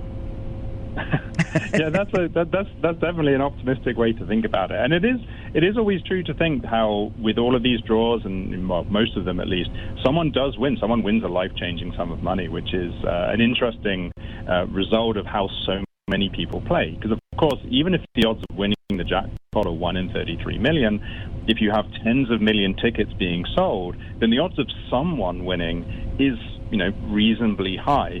Now, unfortunately for us as players, like if we lose in the next draw, our odds of winning next time out don't improve. So every time we play, as you say, it's like a coin flip. Every ticket we buy, the odds are always going to be the same. So even if we go on a very, very long losing streak, unfortunately, that doesn't mean the next time we play, we have a higher chance. I confess to not playing all that often, not as often as I used to. I used to have a subscription to my Lotto 649, and then I thought, you know what, I could take this $2 per draw and invest it somewhere or save it because I'm cheap and and that would be that. But every now and again, I am out and I'm buying the lottery tickets because my beloved absolutely adores the chances and the dreams and whatnot. And I've actually found myself quite surprised, Michael, at how much more expensive tickets have gotten since I was paying $2 to play Lotto 649 per draw all those times ago. So now we go up to $6 per ticket from $5. Lotto Max just taking a bigger cut here, or what's going on? Yeah, so interestingly, the actual cut that Lotto Max is taking is going to stay the same. So under both the old $5 ticket system and the new $6 ticket system, Lotto Max uses about half the money for prizes and takes the other half for operating costs and profits and things like that. So as a proportion of the ticket sales, whether you're spending $5 or $6, you're expecting percentage-wise to see about the same profit for Lotto Max and to see about the same return for players. Now, what's going to be interesting to see is how player behavior changes with this increased price. Lotto Max presumably are hoping that at least the same number of people will keep buying tickets, and so their revenue will increase a bit. Maybe they're hoping a few extra people will be tempted by those higher chances of winning any prize or the higher cap on the jackpots. But either way, that remains to be seen to see how it affects players. But certainly, it's something where if this is something you're doing regularly, those numbers can add up quite quickly. And I'm like you, I play occasionally. I'm not a regular player. And I do think it's important that we keep track of that kind of spending, because they do try and get you with these subscriptions and have you playing every time. And those numbers can really, really add up without those odds being really in your favor. You and I have spoken on several occasions in the past around the Tim Hortons Roll Up the Rim contest, which many years ago you kind of, cracked, for lack of a better word, and got a lot of attention from Tim Hortons when the game went electronic and found ways to improve your odds of winning. I don't suppose, Michael, you have found that same way to crack through the Lotto Max system here, have you? Well, unfortunately not. I would love to say I had, but no, and I'd probably be on a yacht somewhere if that were the case. But sadly, when it does come to lotteries, there's very, very rare occasions. You can look at sort of the history of lotteries across the world where people have found little strategies that have worked. But for the most part, lotteries are really carefully run. And the only strategy you can really apply when it comes to lotteries is to look at the numbers that you're picking and the numbers other people are picking as well. So sometimes you might find that more than one person wins the jackpot. So if multiple people win a jackpot, they have to share all those millions of dollars. And so the one thing you can do is ask yourself, well, in the very unlikely case I win the jackpot and I don't want to share it, what numbers should I choose that other people don't tend to? And there's been some actual scientific research into this, and it kind of matches what you'd expect. People like to pick lucky numbers like 7. People like to pick birth months like 1 through 12 and birthdays like 1 through 31. So the one thing you can do, and if I play the lottery, I do this, is I choose numbers that are higher than 31, that aren't going to be birthdays, that aren't going to be numbers other people pick, just in case I win the jackpot and I want to be greedy and keep all that money to myself. But otherwise, there's not a lot we can do. That makes me think of something else that I think is a fool's errand when it comes to playing the lottery. And it goes back to what we talked about earlier with those probabilities. Every time you're playing, your odds are 1 in 33 million. Today, the next time, and the next time after that. If we play the same numbers consistently, like I used to do and like I know so many do, it doesn't mean that they're more likely to come up from one draw to the next, unfortunately, because the randomness of it is deliberate. Yep, that's exactly right. And honestly, one of the pieces of advice I actually have and that I follow myself is that if I do play a lottery with any regularity, I never choose the same numbers each time. Not through any strategy. It doesn't affect my probability. It's purely psychological, because I know that if I pick the same numbers every time and then one week I don't play and those numbers come up, I would never be able to forgive myself. But that's not a statistical argument. That's just helping myself psychologically in that situation. But otherwise, no. It doesn't matter whether you play the same numbers every week or different numbers, or you let the computer pick them. Your odds are always going to be the same. I hope it's okay with you that is very reassuring for me. Even a statistician such as yourself, who deals in cold, hard numbers, has that side of him too that says, psychologically, this is the better way to go. So if I'm picking 1, 2, 3, 4, 5, 6, 7, I better keep picking it. Oh, absolutely. No, I'm a statistician. I deal with numbers, but I assure you, I'm still human as well, and I have a lot of these other sort of slightly illogical things. I used to be scared of flying, even though as a statistician we're supposed to know it's the safest thing. So I definitely still have those kinds of issues as well. And certainly, yeah, with the lottery, if you're picking 1 through 7, keep picking it just in case. These conversations are always fun, which I hope folks remember the lottery should be as well. Play it for fun. Be careful of how much you're spending on it. But, Michael, thank you as always for being a part of these conversations. I appreciate it. No, absolutely. Always fun for me as well. Thank you. Michael Wallace is an associate professor of statistics and actuarial science at the University of Waterloo. He joins us to really get into the numbers behind the changes to one of our favorite lotteries. And the bottom line is this: while your overall odds of winning some of the lower value prizes, free plays, $20, things like that, do improve slightly, the odds of that big jackpot, they remain relatively the same, which I guess is better than those odds being worse, right? This is the Mike Farwell Show on the road on 570 News Radio.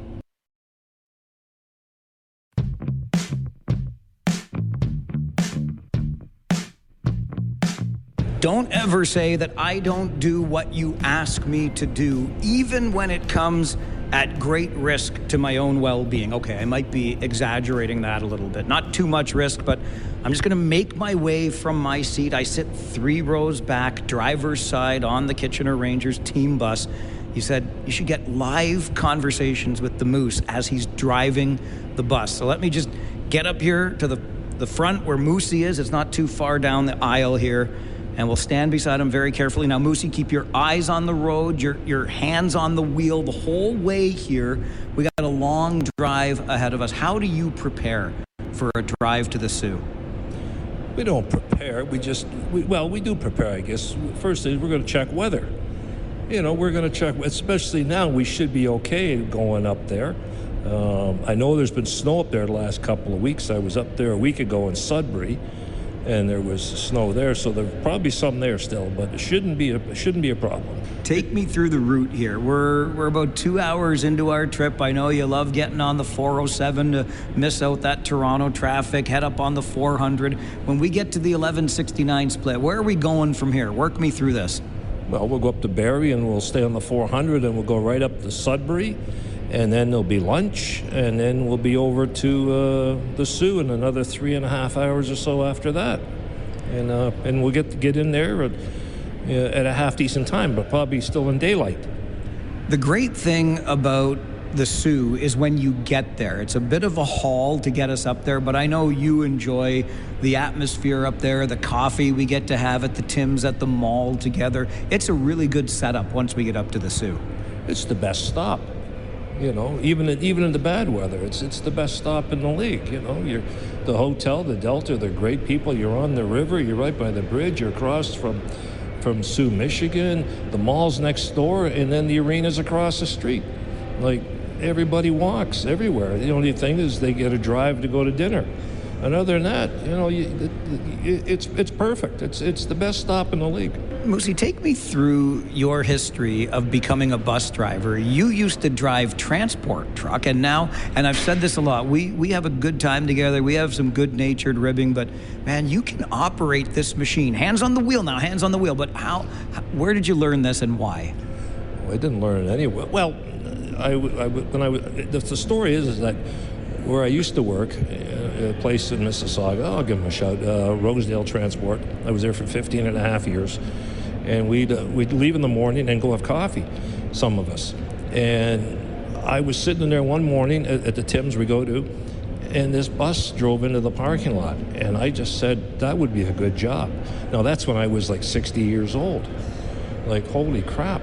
So right after, I went home that day, and then for over a year, I was trying to find a place that would take people on, that would show them how to do it. And so, one thing led to another with another place, briefly, and then ended up following a buddy that I had there, and then we went over to Great Canadian, and here we are. I've been here since 15, and here we are in 26, whatever. Yeah, so yeah, that's how it started. So since 15 with Great Canadian, this is year number 9 with the Kitchener Rangers. You and I have been through a ton together with this team, Moosey. What is it about these Kitchener Rangers and driving around this hockey team? Well, as you know better than I do, because you've been here a lot longer than I have. So, but the organization's first class. I've been treated well from whatever coach has been here. From who was coaching first? I can't remember. Someone before Jay. McKee. Was it Jay was coaching? Yeah. Okay. Then the other gentleman, Chris Dennis, I believe, and then in between Mike McKenzie, and then here we are with UC, and no.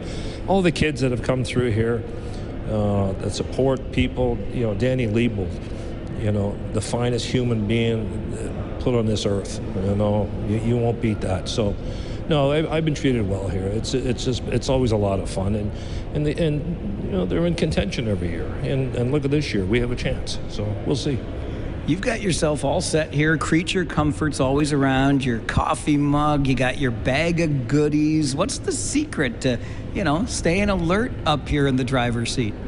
Well, I don't know about staying alert. You just, if you long ones, you're going to have your snacks and you're going to have your licorice and you have your cup holder, which was always there before I started with the Ranger logo on the sticker on the cup holder. Whoever started that was in one bus and we moved it to this one. So, drinks and snacks, and just go from there.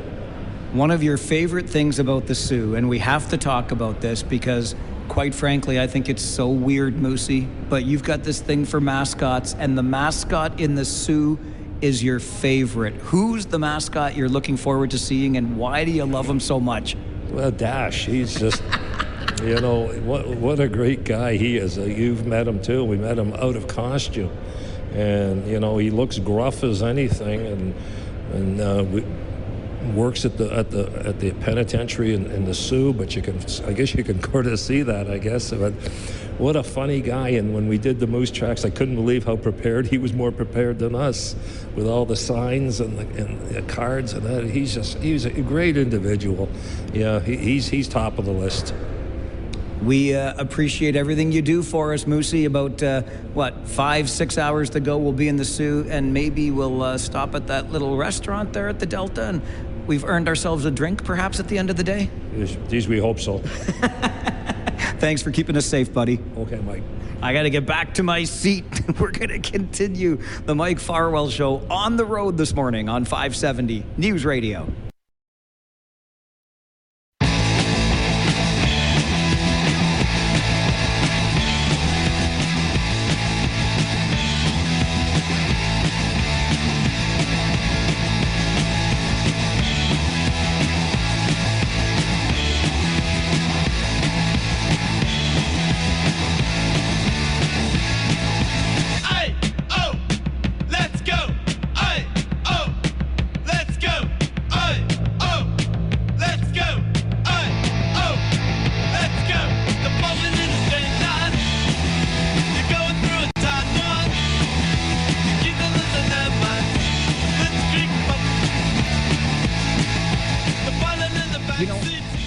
Sometimes that I'm not really a fan of punk music, and then I hear something like Blitzkrieg Bop, and I'm like, you know what?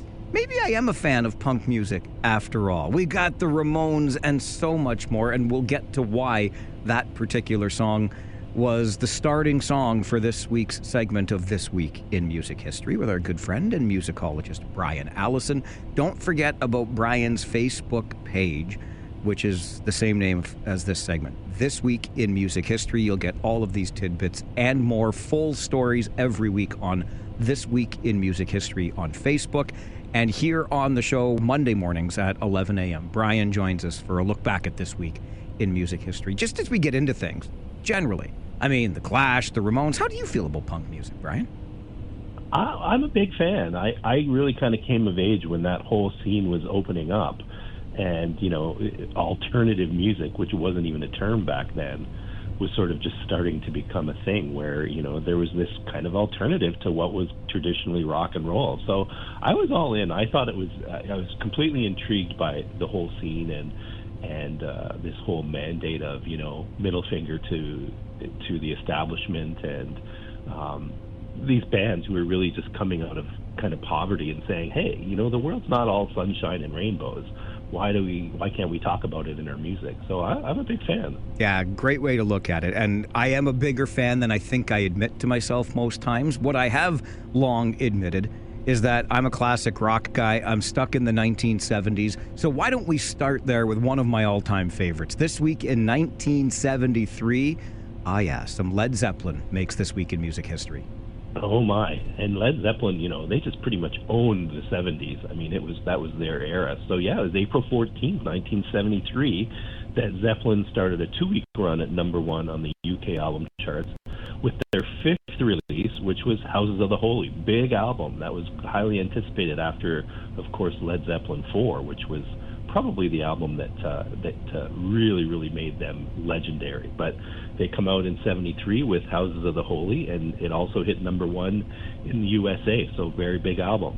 Curiously, the song, and I didn't learn this till much later. In fact, I didn't learn it until years later when I bought Houses of the Holy and realized that the song, Houses of the Holy, which I really liked, wasn't on the album Houses of the Holy, which I always thought was a little bit unusual. It didn't appear until the next Zeppelin album, which was Physical Graffiti, 2 years later in 1975. So, yeah, if you're going to go out and buy Houses of the Holy because you want to hear the song Houses of the Holy, you might want to check the album cover first. It's not on there. Interesting. Some cool trivia about it. The cover art, which featured nude children climbing Giant's Causeway, which is in Northern Ireland, that caused some immediate controversy, and it led to some bans, some brown paper bag wrappings in the stores because, you've got little children climbing these rocks with bare rear ends, and people said, oh, we can't have that. So despite how it looked, the image is actually a composite. It wasn't a group of children. It was 2 children who were siblings. Their names were Samantha and Stefan Gates, who were 6 and 5 years old, respectively, at the time. And they took a bunch of separate photos of them and then created a composite to make the album cover. And those kids are still around and still signing copies of that album cover. If you ever go to some of the autograph shows, they're sometimes signing them. Coincidentally, it's one of my all-time favorite album covers, such that I purchased it from the Rock and Roll Hall of Fame, framed the album cover and the album itself. It comes in this nice frame that I found when I was there, and I hung it up on a wall in my home. And it wasn't until sometime later that somebody pointed out to me, you have naked children crawling up a hill hanging on your wall. What is the point? I never really thought of it that way. I just always loved the visual of that album cover. I never saw it as something pornographic, but I guess there are people who, would argue, well, they're children, they're minors, they're not wearing any clothing. I mean, there's no pictures of genitals. It's, a couple of bare bums. I never thought it was a big deal either, but to each his own. If you want your album wrapped in a brown paper bag until you get home, fine. That's fine. Right. And if you don't like what I have hanging on the walls in my basement, that's also fine. It's completely up to you. You could bring out your own brown paper bag and ask Mike to wrap it. That's right. Exactly. We'll just cover those bare bottoms for you. All right, let's stay in the 70s. This week in 1975, Brian, seems a little premature at just the age of 28, but David Bowie announces his retirement.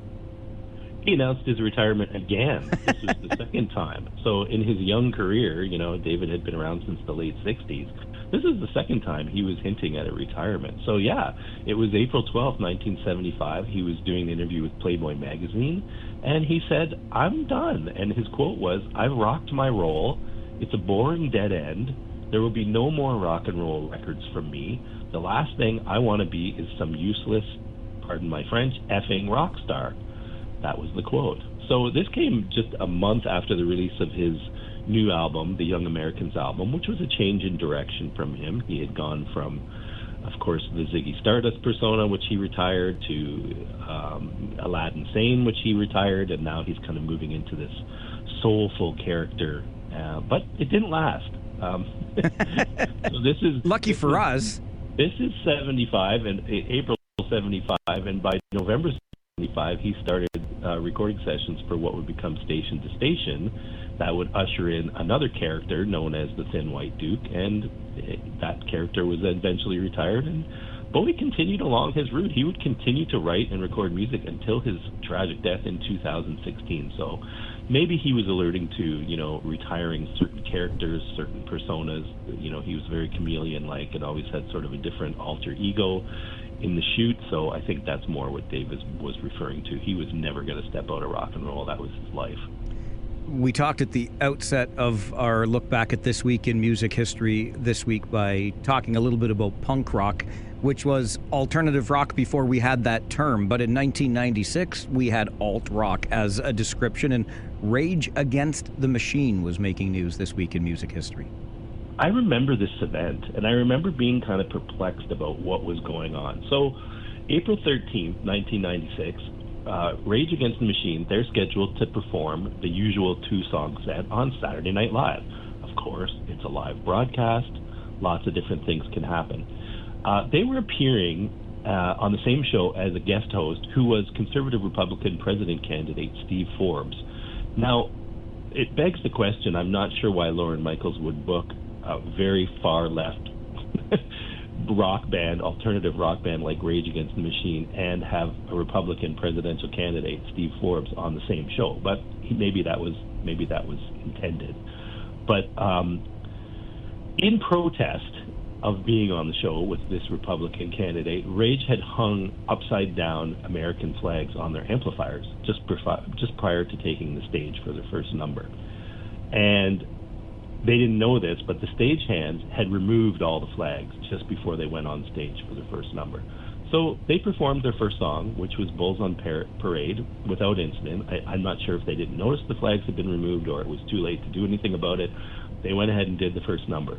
Between breaks, so usually, as you know, on Saturday Night Live, you'll have the band will play one song, and then there'll be a commercial and some more skits, and then they'll come back and do their second number. During that time, a scuffle broke out backstage because the band members noticed, hey, why did you take our flags off our amps? And they protested this. And the NBC and SNL staff promptly had the band removed from the building. They were not allowed to perform their second song. They did not come out for the second song, and later banned Rage Against the Machine from ever returning to Saturday Night Live. So this was a pretty significant thing. Not many bands or artists have been banned from SNL. And, there was a lot of fallout from it. People were upset about it. I think the only statement that came from the band was lead singer Zach De La Rocha. He came out and he basically said, he was proud of taking a stand against this form of censorship, and his quote was that his band isn't interested in softening our image for mainstream platforms like SNL. So he was more than happy to have been ejected from the show, and the legend kind of lived on after that. And it lives on this week in music history, something we look at every Monday morning at 11 with our good friend and musicologist Brian Allison, that legend that lives on from 1996. We've got another story from This Week in Music History back in 1996. It was a rock and roll reunion, and yes, full makeup was present. That should give you a hint as to which band we're talking about. Plus, the song that makes it into the Guinness Book of World Records because it has so many words that we can't say on the radio. And why did we start the segment this week with the Ramones? All of that still to be revealed as we continue This Week in Music History with Brian Allison here on the Mike Farwell Show, on the road today on 570 News Radio.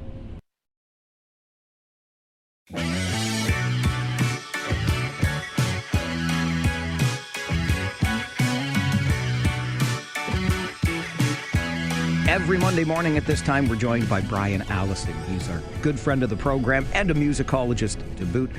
It is a segment we call This Week in Music History, taking a look back at that very thing. If you like what you hear here, make sure you follow Brian's Facebook page of the same name, This Week in Music History. You'll get the full stories and then so much more about what we're talking about here every week on the show, Mondays at 11. Let's stay in 1996 where we left off before the break, Brian, and that is this week in music history when the 4 original members of KISS reunited. Yeah, the KISS Army was rejoicing on April 16th, 1996. They had been clamoring for this for a decade and a half. So what had happened was the band had already decided, unbeknownst to anybody else, that they were going to reunite 4 original members. They were going to put on the grease paint, put on the costumes again, go out and do a full-scale reunion tour. And again, fans were just, waiting for this for years. But they decided that they were going to drop a hint at the 38th Grammy Awards, which was on April 16, 1996. So what happened was they decided, we're going to show up at the Grammys, but we're not going to do any press. We're not going to take questions. We're going to walk through. We'll let people take pictures. We'll let people gasp and say, wow, it's Kiss. And then we're going to leave. And that's going to be it. It's just going to be sort of a quiet statement. And that's precisely what they did. They came out, they presented an award with Tupac Shakur, no less. And, as soon as they walked out in full gear, the crowd went wild, of course. You've got Gene Simmons, Paul Stanley, Peter Criss, and Ace Frehley. First time in their usual they were wearing their 78 costumes. I mean, that was the prime era for Kiss, so people were just jazzed. And then, sure enough, a month later, they announced that they were going to do a full-scale world tour, which began in June 1996 and took them about 14 months to tour the world, and was the most successful concert tour of 1996, 1997. So you've got the original band members of Kiss reuniting for the first time in 15 years and taking the stage. Pretty impressive. Absolutely impressive. Okay, fast forwarding to this week in 2001, and the reason we started this morning with some Blitzkrieg bop. Well, a sad reason, because on April 15th, 2001, we lost Joey Ramone. He passed away after losing a battle with lymphatic cancer at the age of 49. And, you can't say enough about the Ramones. They were absolutely groundbreaking. They, came out in 1974. They were one of the first bands to secure a regular spot at CBGB's, which was this little hole-in-the-wall club that became ground zero for the blossoming punk movement in New York City, and it influenced the punk movement across the sea in England as well. So, the Ramones, their place in music history is absolutely firm. Some interesting trivia about this death, though. So maybe people don't know, or they do, but Joey had battled a very severe case of obsessive-compulsive disorder his whole life. And his OCD manifested itself in pervasive thoughts about things like locking his apartment or stepping off of a curb. He would have to do it 15 or 20 times before he would be satisfied that he did it the right way. And this OCD, obsessive-compulsive disorder, it contributed directly to his death in 2001. So in late 2000, Joey is still in the grips of fighting lymphoma. He was receiving treatment to fight the cancer, and he was out in an appointment one day, and his OCD took hold and told him that he needed to return to the apartment because he hadn't locked his door correctly. And he did that. He walked back to his apartment in New York, checked his door several times to make sure it was locked correctly. When he was satisfied it was, he left to go back to his appointment. It was a winter day in December in New York. There was some ice outside of his apartment, and he fell on the sidewalk. And normally, if he wasn't battling cancer and going through chemo, that might not have been a big deal. But his slip on the ice caused him to break his hip, and his bones were brittle, and it was a bad break. And in order to fix that broken hip, he would require surgery, which meant he had to stop his cancer treatment. So by early 2001, still recovering from the hip injury and still not able to resume his treatment for his cancer, the cancer returned, and it returned with a vengeance, and by April, Joey had passed away. So it was a sad state of affairs that that his OCD led directly to an early death for Joey. That is a most unfortunate coincidence, that the walk back to the apartment would ultimately be the fall that proves the end of your life. Just wild stuff. Terrible, yeah. And it was, again, it was shocking to the world. I mean, Joey was only 49 years old. Up until that point, he had been in relatively good health, but the lymphoma just couldn't be beat when he was off of his medication and off of his treatment, because he had to deal with his broken hip. That was the result of the OCD, so it's sort of sad. Yeah, sure is. Okay, speaking of shocking, this week in 2004, a song sets a Guinness Book of Records, but, well, for a lot of things we can't say on the radio. And remember, Brian, I'm around many, many sensitive and delicate ears here this morning on the bus, okay? Just keep that in mind as we talk about this week in 2004. I won't say the word. Okay, thank you. I promise.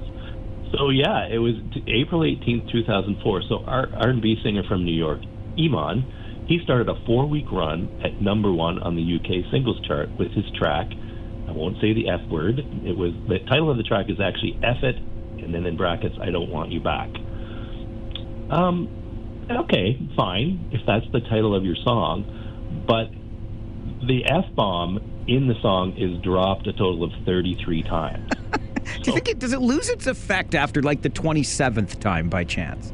It's in the chorus. The chorus is F it, I don't want you back. He says that repeatedly through the song. I've heard the song before. I went back before we went on air today and listened to it again, and yeah, there's a lot of F-bombs in the song. And it's a catchy tune, and I'm surprised that, when he was recording it, he didn't sort of say, well, maybe we should substitute that word because it's going to be difficult for this to be a hit with so many F-bombs in it. But lo and behold, 4 weeks at number 1 on the UK singles chart, even though it set a Guinness Book of World Records for most expletives in a number 1 hit song. That's absolutely wild. It just got me thinking about how far we've come. I'm looking back and remembering the Rolling Stones went to number 1 in 1971 with Brown Sugar, but only after they removed the word, I don't know, can I say this word on the air, Mike? I don't think you should, so just give us the best clean version of it you can. It's the long form of GD. Right. Okay, I got you now. Yeah. So they had to remove the word GD from Brown Sugar because Mick Jagger had said GD at some point during the song. They had to take that out before it would go to radio and become a number 1 hit.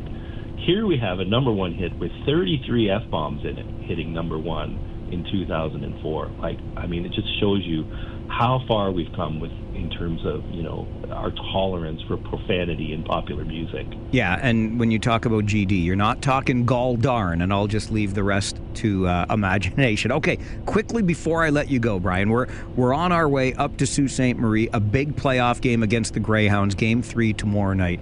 As we get closer to the Soo, I'm not too many seats behind Moosey. I can shout up to him saying, hey, Moosey, play this pump-up song for the boys as we roll into the Soo to take care of business this week.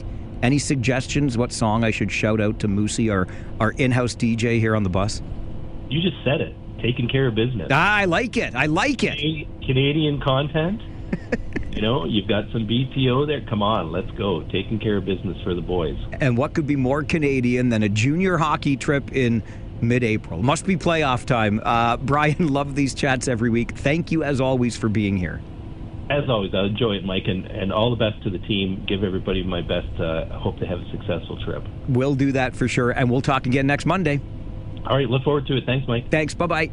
Okay, bye now. Brian Allison, our good friend and musicologist. He joins us every Monday morning at 11 for This Week in Music History. Don't forget Brian's Facebook page of that same name, This Week in Music History. Just look it up on Facebook and get these full stories and so much more, sharing our love of music here on the show and online with Brian's Facebook page as well. And now we've got the song. I'll get Moosey to play it as we roll into the Soo later today. A little bit of taking care of business. We've got some business to take care of in the 570 News Center. And then David Drewe, a northern boy himself, is going to join us next for Drew's Views here on the Mike Farwell Show on the road. This is 570 News Radio. Has anybody heard from Crazy Dave? Has anybody heard from Crazy Dave? Has anybody heard from Crazy Dave? I haven't seen hide nor shaggy head of that boy in 4 years. But you'd know him if you met him. He had long, red, Raggedy Andy hair he'd wear in 2 pigtails. Had a Harley-Davidson handlebar mustache, wore work boots, baggy-ass dirty jeans, 2 blue tattoos, and a sunburn. Played harmonica like the cat lost his balls. Yep, Crazy Dave.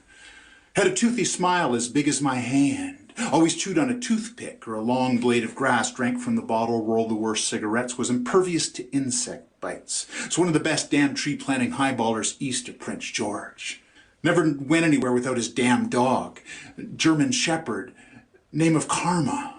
Completely loyal. Sang in key to any Bob Dylan tune, which is something even Dylan couldn't do. Well, something this guy does every Monday morning with us at 11:30 is share his views. He would be David Drewe. This is Drew's Views. David is the former Conservative Party staffer who joins us weekly. Now the owner, operator, negotiating change, government relations, stakeholder engagement strategies, Mr. Drewe. Good morning, sir. Good morning. I am so happy that we get to talk again about a floor crossing. And even better, you and I seem to be of like mind when it comes to the phrase of the old bingo card. Because, I didn't have Marilyn Gladue on my bingo card. Everybody was saying it like they thought they were the first one to think of it. And by the second day, everybody just sounded so bad because it's like that person who walks up to you and tells you the really, really trending joke from last year.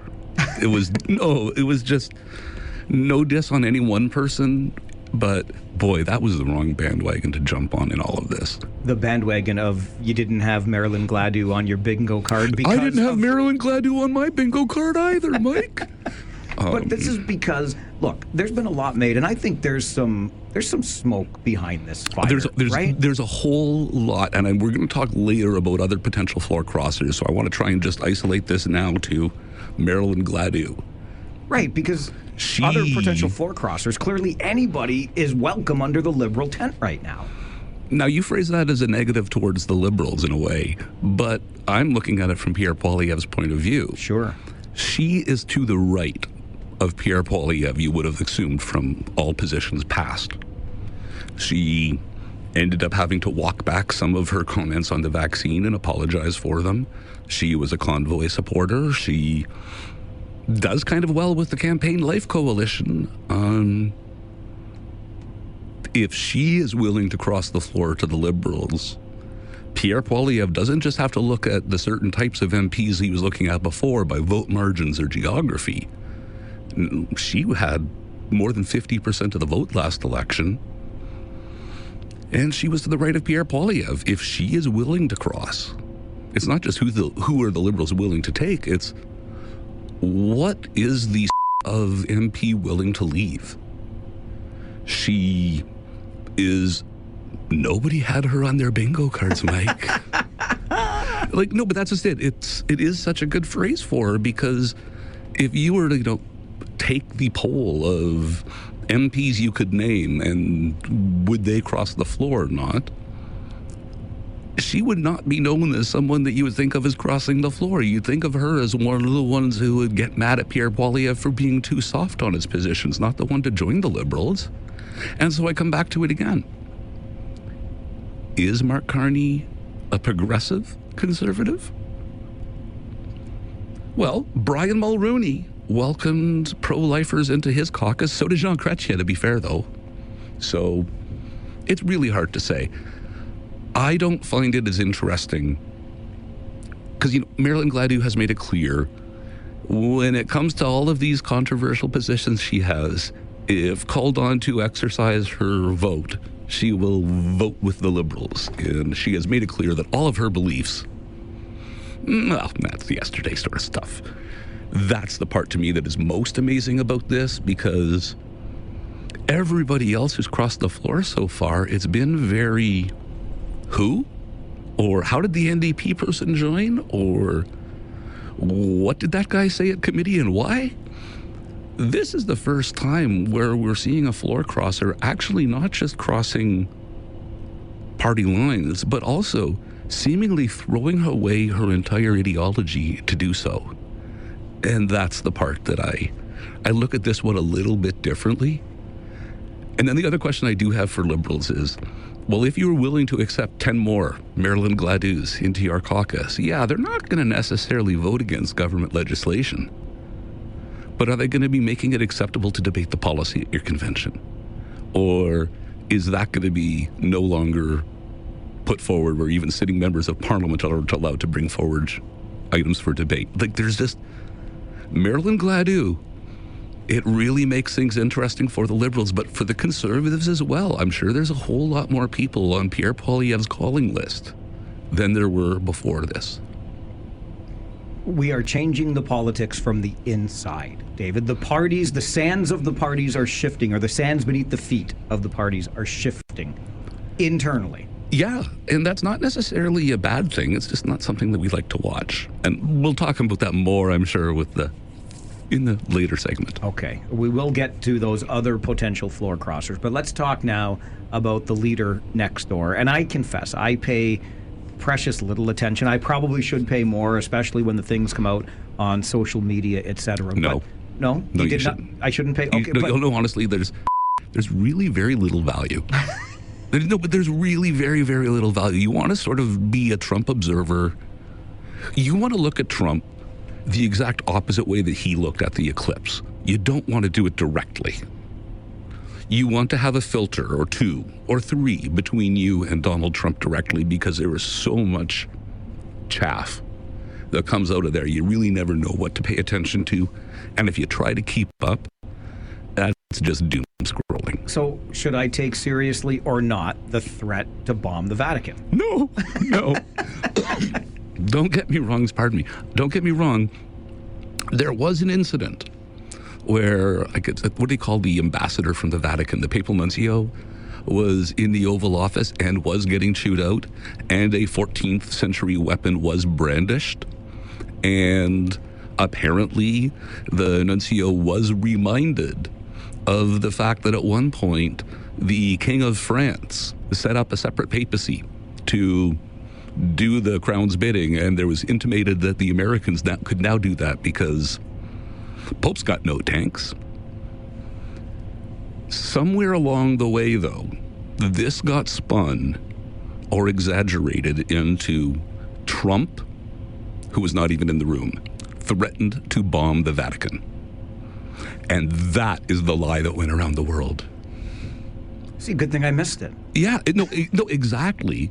But the thing is, it started getting legs when it became Trump threatened to bomb the Vatican, because that's so easy to explain as opposed to this Treaty of Avignon stuff that I was referring to a second ago.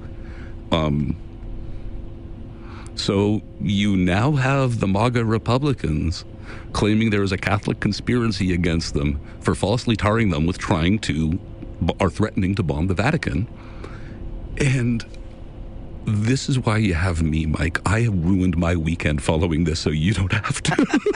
This is exactly why I have you, David. But seriously, as soon as I come across this, like, wait, there's all this stuff about Trump wanting to bomb the Vatican? Okay, I got to save this one for Monday. And here we are. Here okay. we are. We alluded to the other potential floor crossers. I want to save that for after the break. So quickly before we go to break, it is the day of by-elections, and this is the day that Prime Minister Mark Carney may well end up with that majority. The 2 ridings in Toronto appear to be Liberal safe, but the riding in Terrebonne has your attention. It should have everyone's, because it was interesting before the floor crossing. But you have to imagine in that riding where there was some question as to who might come out ahead, the idea of whether or not Mark Carney got his functional majority had to have been the ballot question. And this floor crossing knocks that off the table as an issue. So it's very possible that both the Liberals and the Bloc and the other token candidates have spent weeks developing a ballot question that is kind of irrelevant because the majority is not in question with the 2 other seats in Maryland-Gladue. I don't know. This is not the way to earn a majority, David. Oh, a by-election? No. No, see, that's just it. We're talking about the by-election now. We'll get to more back to the crossing the floor again, but the by-election, they had their convention in Montreal this weekend, not that far away.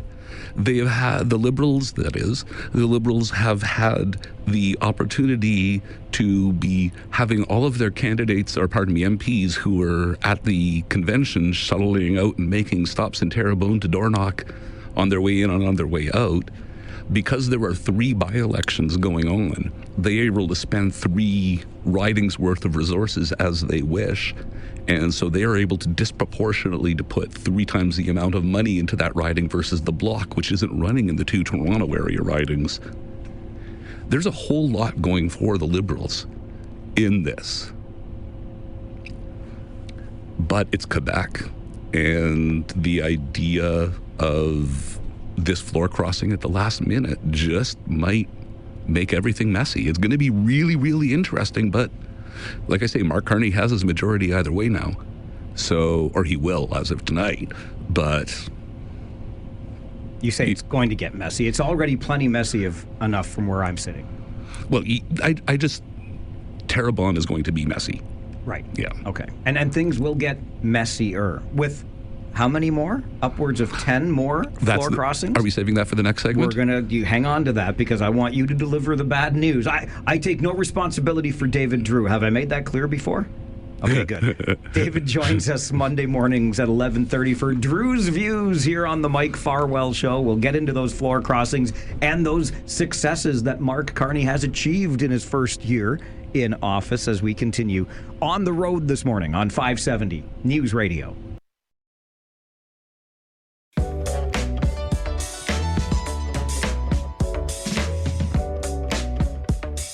Monday mornings, 11:30, David Drewe joins us to share his views, a segment we appropriately call Drew's Views. David is a former Conservative Party staffer. He's the founder, operator of Negotiating Change, Government Relations, Stakeholder Engagement Strategies. I let you be the bearer of bad news, David Drewe, but I've heard the rumblings as well, if I'm being honest. How many more potential crossers, traitors? Take your pick. It depends on which stories you're reading. At one point, the Toronto Star was saying up to 40, but their sourcing on that, when you looked at it, was a little bit, so one anonymous source says up to 40. Okay, don't even know whether it might have been Marilyn Gladu who said that for all we know. But the Globe is saying 8 to 10, and this is where I'm coming around to start to agree with you, Mr. Farwell. I'm not wholly against floor crossing in principle, but the problem with floor crossing is the same problem is when parties have internal leadership squabbles. It's the distraction from what is really important. And when we are talking about floor crossings and we focus as the conglomerate of Media Canada, thinky people, etc., whatever, talking heads, and we're dealing with floor crossing, we're not talking about real issues. And when parties are sitting there talking about who should be in charge rather than what's best for people, voters, Canadians rightly look at them and think they're more consumed with themselves than they are with us.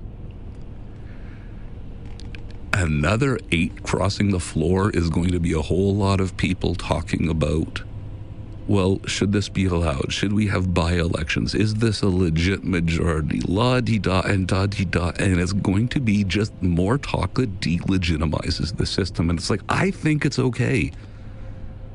But when you have this dribble and drab going on and another 8 possibly, I don't want to say I think it should be disallowed. I don't want to say we should have to go to by-elections like Marilyn Gladu is on the record saying. But it's just starting to make me feel like I've had way, way too much coffee and no food in my stomach. You know, it's just that acidy feel at the bottom of it. I'm not nauseous, but no more. If one more, and I probably will be. No more. Well, this is where I'm at, and I've thought often, and shameless plug also, heads up, this is what I've written about for my weekly column in the Waterloo Region Record, and I leaned on a previous conversation that you and I had about it, David, and that is, quite frankly, the shameless nature. Did you credit me? I should have. I am now. Well, credit to David Drewe. Yeah. The web can always be adjusted, Mike. Good point. I'll get full credit to David Drewe, owner, operator, Negotiating Change, Government Relations, Stakeholder Engagement Strategies. But you just mentioned... And a darn good dancer. Such a good dancer. Such a good... This guy can really cut a rug. But Marilyn Gladu, on record, is saying there should be a by-election if somebody switches parties. And now she just switches parties without a by-election. Michael Mock, Conservative Christmas party one night, Liberal Christmas party the next. Like, it's so shameless. And you talk about all of the talk around this delegitimizes. I don't think it should be on our... That's like victim blaming. We're the victims in this. They are delegitimizing the system, in my opinion. Oh, I get so fired up about this, David. You know, I forget who it was who said it because I've never heard of them. But if you sincerely are crossing the floor, you should understand that this is going to be an issue to your voters. And you should be communicating with your voters as such, explaining to them, this is what happened, and this is the process I went through. And yes, I was conflicted for a long time over it. But instead, what we're getting are, and that's the anger. You know, I'm pretty darn sure that Michael Ma and Marilyn Gladu pretty much gave the same statement, so to speak, as to why they were crossing the floor. That's not accurate. There's no way. Well, and this is it's the insincerity of it exactly all, right? So anyway, okay, I won't go. And you, I kept thinking back, like you had me on our Westminster parliamentary system, but gosh, David, they're abusing this. I feel. But I kind of agree. But then there's also now that you brought me back to the Westminster, it's maybe the problem is us for paying attention to this you know what I mean? I'm more upset about the fact that we're going to be talking about it, and that is going to delegitimize the system because we're talking about how these guys are focused on the wrong things when, you know, they're done with it, and we're talking about it weeks later. So, you know, I'm still, I don't want to tie their hands, but too much coffee in my stomach. Politics should not frustrate us so much. Okay, I want to make sure we need to stay on time here. We're running down, and I want to. Our first stop on the leg of our journey today is in Sudbury, a place I know that you know well, your hometown. But before we get to that, because I want to ask you a little bit more about it, Mark Carney, accomplishments according to Mark Carney over the past year. Can you give it to me about 60 seconds or so? Well, I would say that if you listen to Mark Carney at speeches at the convention, you think we already had the pipeline. You'd think we already had the jobs that are promised to be created, and we don't. And of course, it's a political convention. You want to put your best foot forward, but boy, oh boy, if anything goes sideways, these things are infinitely clippable, where he is talking about these things practically in the past tense. So if they don't go forward, he's a lot. That's strong language, David Drewe. Well, no, but that's just it. Because of the tense he used and the language he used, these are fait accomplis. So they better be. What better place to tout your accomplishments, even if they are would-be accomplishments, than at a convention when everybody sings Kumbaya? Oh, with harmony. With harmony, indeed. Did we mention David Drew is a very good dancer? He also hails from Sudbury. Now, we're on an 8-hour journey today to get to the Soo. First stop about halfway up, a little more than, is for a lunch in Sudbury. We left just before the show got started this morning, David, so we should be rolling in within an hour or so. What are your recommendations, your hometown recommendations? Okay, so you're going from Sudbury to the Soo, so you do not want to leave the south end of the city. You don't want to be crossing the entire city and adding 2 hours to your trip. So you just keep going up Highway 69, you get to the Four Corners in town, and almost immediately on your left in a strip mall will be a place called Eddie's Restaurant. I know Eddie's. Go to Eddie's. Eddie is local famous for a long time, but most recently he's made a cameo on Shoresy. Eddie was on Shoresy? Eddie was on Shoresy. I wish I'd known this. And he will happily tell you a lot about it. Okay, wherever the team stops, I'm going to Eddie's, and I'm going to ask about that, because I love that show. Get the wings. Get the wings. Get the wings. Okay. Oh, my gosh. All right. Not hot, though, because I got another 3.5 hours on the bus afterwards. They have infinitely, they have maple flavors. They have... Eddie's. On Shoresy. David Drewe always brings it. Thank you, as always, for being here. Thanks for making time for me again. Enjoy your trip. I will indeed. It's been great so far. Good luck to the team. The Sudbury native, David Drewe, Monday mornings, 11:30, joining us for Drew's Views here on the Mike Farwell Show, on the road on 570 News Radio.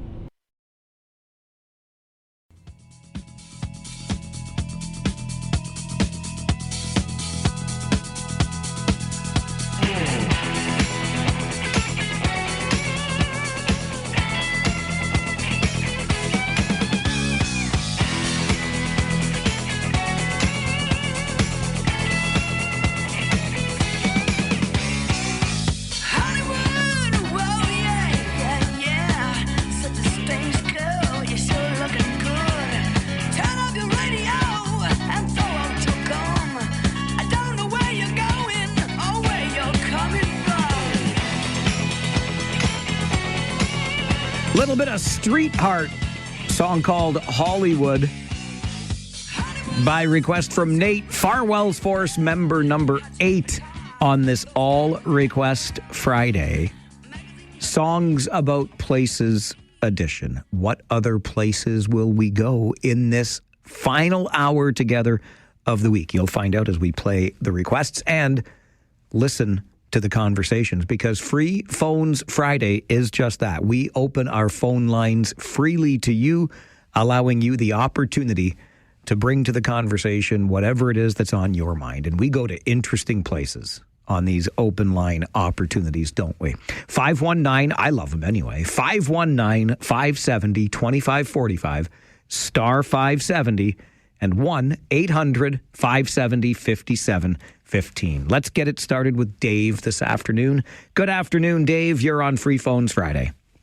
Good afternoon, Mike. I'd like to give a shout-out to the CBC. What? Right? Why? Because tonight, if you're not a Rangers fan, you can watch it live. But if you are a Rangers fan or a sports fan, like a Jays or whatever, you can record the CBC tonight, because they're carrying the broadcast of the Artemis II return for several hours tonight, scheduled.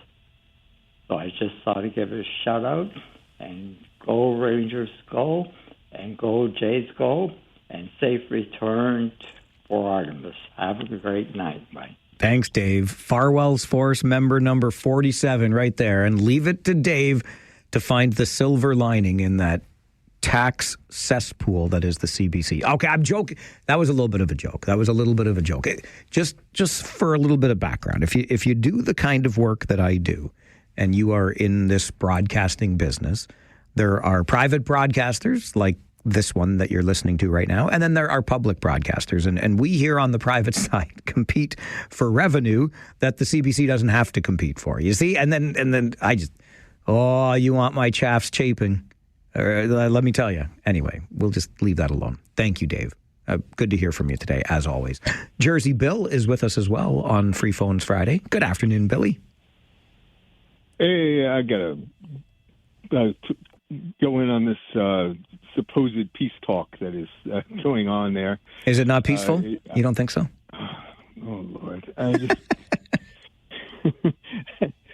just shake my head. I can foresee a situation where Trump is so desperate to turn around his bad poll numbers that he might actually agree to a solution that is not that different from the agreement he tore up that the Obama administration put forward, maybe tweaked a little bit here or there. And of course, the other tragic thing is, I've always been one to say, the Israelis, they need to be able to defend themselves. But unfortunately, Lebanon as well was set up actually after World War I to be a place where not just Muslim Arabs, but Muslim Christians could sort of live in peace. And of course, that should have been guaranteed by somebody, by some outside agency. But unfortunately, it's been allowed to also become an area of war. It had that long civil war that happened in the 80s and the 90s. And now with Hezbollah drawing Israel in again, somebody needs to step in there and keep those people from being slaughtered and descending back to a civil war. That's what really needs to happen. Now, when Iran says that Lebanon should be included in, they want to defend their proxies, the Hezbollah. But nobody, once again, just like with the Palestinians, no outside agency is willing to step in and say, this is a line that Israel can't cross. This is a line where these different terrorist groups can't control and destabilize the region. We've seen all the major powers of the world, including the United States, seem to be powerless giants, not able to settle things, and only able to make agreements which seem to be in their interest. But to get there, they just cause death and destruction along the way. But Billy, can we be honest here? Like, I love the notion or the idea that there will be peace in the Middle East and somehow we will help broker that. Can we just, after all this time, can we just acknowledge that it ain't happening? It's just not happening. Well, you know what bothers me is that there have been attempts along the way, right? The Oslo Agreement, and there have been different combinations of belligerent powers. Remember, in '56, before you were born, and I was only 5 years old, and it was mainly about the control of the Suez Canal. At that moment, Israel allied not with the U.S. but with France and Great Britain to rush over the Sinai Peninsula and take control of the Suez Canal, which Nasser wanted for his own people, which was totally understandable. And actually, the United States was instrumental in getting the Israelis and the French and the British to withdraw from the territory that they got. So these different things haven't always been the same, and different agencies have sort of intervened at different times, but never in a final way, never to make a final peace. It always seems like the powers that be would prefer to have this belligerency, and it doesn't benefit any of the people there, and just causes more death and destruction. And I'm just, like I say, intervene if you think you need to intervene. But do so in a way that finishes the. Why were we able to finish World War II and we're not able to finish the problems in the Middle East? It makes no sense. But that's the world we live in.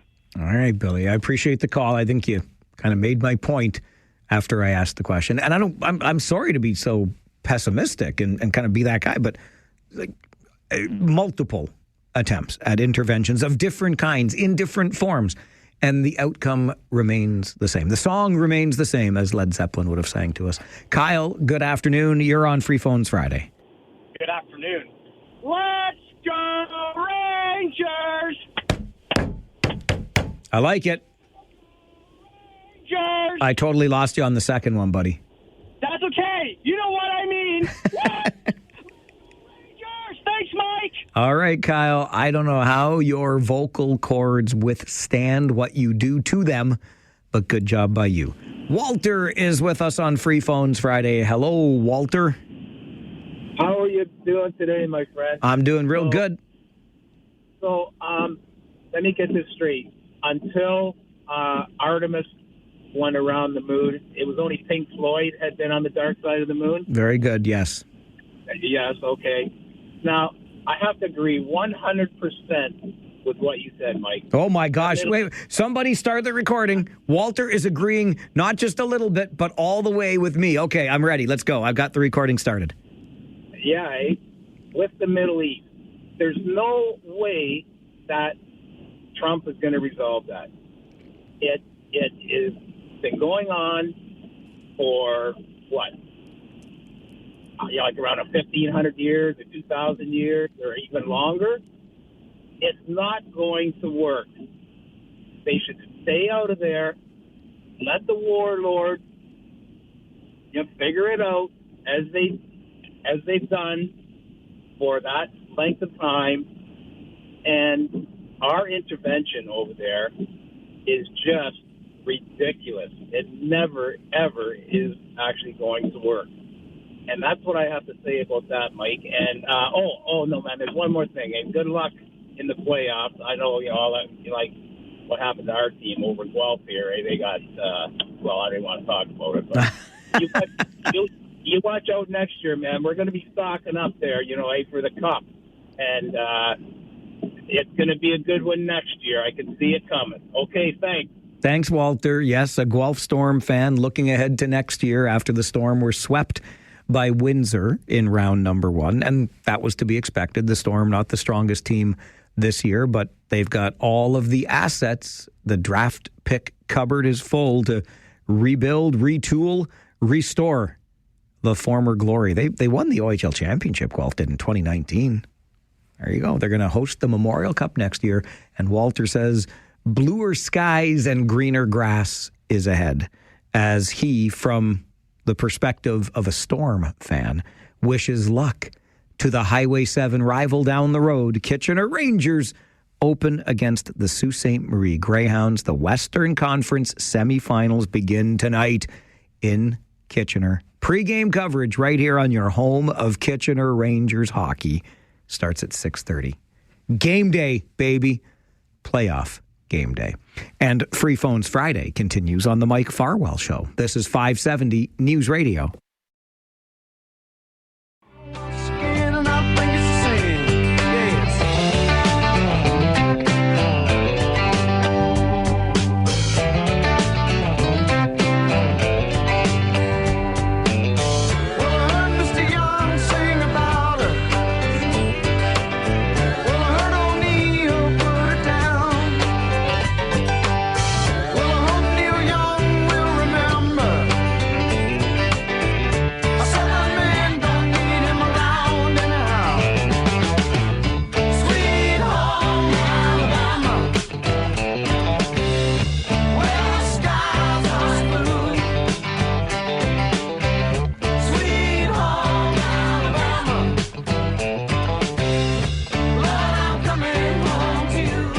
That qualifies as a song about a place, doesn't it? That place being Sweet Home, Alabama. That is Lynyrd Skynyrd by request for Heather on this All Request Friday Songs About Places edition. Hey, listen, I just want you to know, I don't mean to be boastful in any way, but I want you to know the community that you are a part of. Broadly, of course, here in the region of Waterloo, we've got one of the best places to live in the entire ding-dang world. But the more specific micro-community, if you will, of Farwell's Force members. In fact, dare I say it's becoming a macro community. I just added Phil's name to our ever-growing list, and now we have sequentially numbers all the way up to 370. Not to mention all the randos that come in after that, including my buddy Mike yesterday, who said, you know, I don't think Getty would mind if I took number 2112, would he? Oh, Mike, you got 2112. I'm going to write it down twice. I won't count it twice. I'll just write it down twice because I think it's such a great number. Anyway, we are at 370 and counting sequentially. I mean, is it still possible? Could we, by the end of this year, reach 500 members of Farwell's Force? Big dreams, baby. Big dreams, just like game day, baby. But you never know. If you listen for 15 minutes a day, every day you have to give us 15 minutes here on the show. It can be any 15 minutes, 9 to 9:15, 12:20 like it is now till 12:35. You take your pick. You can listen for more than 15 minutes. But if you give us 15 minutes every day, we will include you in the ever-growing Farwell's Force. We'll assign you a number, and you too can be a force for good, a force for change, a force to be reckoned with as we continue to grow our force on the show. Farwell's Force member number 45, who also, by the way, has great taste in music. Preston Paul is with us on Free Phones Friday. Hey, Paul. Hey, Mike. Good afternoon. Good afternoon. Thanks for playing my song earlier. Little L.A. woman from the Doors. I like it. Yeah, it's a good one, that's for sure. Died too young, that's for sure. Oh, my goodness. He's one of the 27 Club, Jim Morrison, right? Yeah. So a couple of things. Are you still planning on maybe doing your show from the bus on Monday? I am. That's a great idea. You think it's a great idea? I do. I think that'd be cool. All right. You know, you're sitting in a motel room. You're sitting on the bus. You know, like you say, kill at least half that trip away, right? Well, selfishly, yes. I mean, technically, it's not going to be the easiest thing, but I'm going to do my best, Paul. Why not? I'll have some backups ready, and we'll see if we can figure it out. Yeah, I think that'd be a great idea. And I think we just need to cool our heels a bit on the Blue Jays.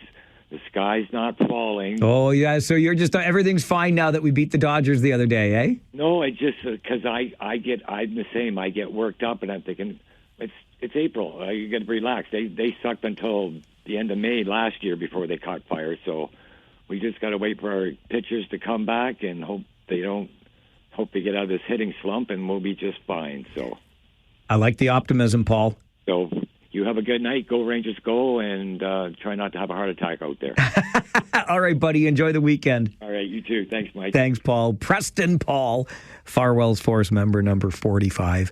And it's funny, Clinton sent an email to that same effect. Clinton writes to Mike at 570news.com, following up on your suggestion yesterday. Are you going to follow through with it and take your show live on the road? I sure hope so. It could be fun. Maybe some segments with the Rangers, maybe live commentary from the Moose.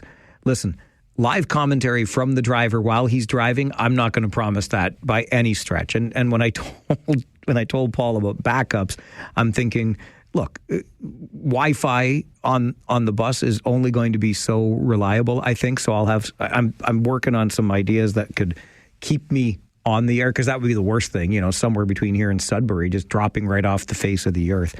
And as for the players, listen, I'm just there to get a free ride to Sault Ste. Marie, So, and we're leaving early. Like 9 o'clock is early for these young men. They might be a little bit more bleary-eyed than I. Anyway, we're going to work out the logistics. I'm stoked. I want to try something that I do not think has ever been done before. I haven't been able to find any record of somebody attempting a radio show while riding a hockey team bus to parts further north in a province. I haven't heard it been done. It's been done before. I think I'm ready. I want to do this. I want us together to be a part of something special, historical on Monday. So, hey, listen, if there wasn't a better reason to tune in first thing Monday morning at 9 o'clock, if it's working, I'm going to be there. And that's where we'll do the show from, en route to Sault Ste. Marie. You can help me kill half the trip. I won't have to do a single crossword puzzle. Just sit there and talk to you. All right, back to the phones on Free Phones Friday. Grant is next. Hello, Grant. Yeah, I don't think anything will change in the Middle East for years to come. I agree. They have their own set ways, and it doesn't matter who the states have in office. They have their own set ways, especially that Yahoo in North Korea. He's one dangerous guy that I do not want to step off. Listen, Grant, geography is not my strong point, but I'm pretty sure North Korea and the Middle East are different places. Yep. Okay. And, so I make sure, because I'm geographically challenged. I don't want to confuse people. Okay. That's okay. And I'm going to touch on two other subjects. Do you remember Sean Burr? Of course I remember Sean Burr. Yeah, he passed away in 2013. Not 2013. I can't remember what year it was, but he had a brain hemorrhage. He fell and, yeah. And are you going to be doing the Q&A at the center of the square for John Cleese in October? Oh, Grant. Oh, I wish I could. Hey, if the center in the square is listening, I got to do that. And here's the thing about it. I got to do that years ago, and I didn't know what I was doing or what I was getting into. It was kind of a late 11th hour kind of last minute request. And you know me, sure, I'll help out. But I thought I was just providing some sort of introduction at the show, whatever. I was on stage doing a Q&A. And again, I'm sorry, this probably sounds so boastful again, but this was one of the moments of my career that I've cherished. I've got this great picture of John and I laughing together on this stage. It sure as hell couldn't have been anything I said, but oh my goodness, I was right there on stage doing a live Q&A with the legendary John Cleese. But when they asked me to help out at the event, I had no idea that's what I was going to be doing. And then I get to the center of the square and they put me in the green room with John Cleese and they're like, okay, so here's how it's going to go and here's how you're going to operate. I'm like, wait a minute. There's an extra chair on the stage. I'm going to sit right there. Oh, it was incredible. I don't believe I'm doing it in October. But again, if the center in the square is listening and they want me back, hell to the yes. Free Phones Friday continues on the Mike Farwell Show. This is 570 News Radio.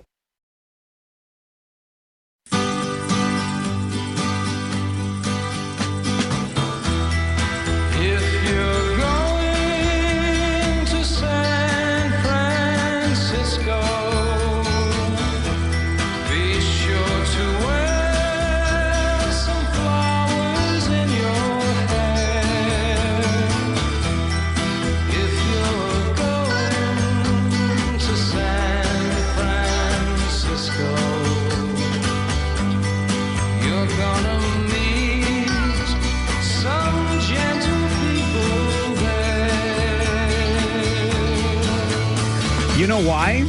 You're going to meet some gentle people when you go to San Francisco? Because they're all high on the wacky tobacco. I'm just, what I'm doing here is helping you out a little bit. I'm just sharing. Okay, so when you go to San Francisco, particularly back in the late 1960s when that song was written, that's why you met all those nice, mellow people.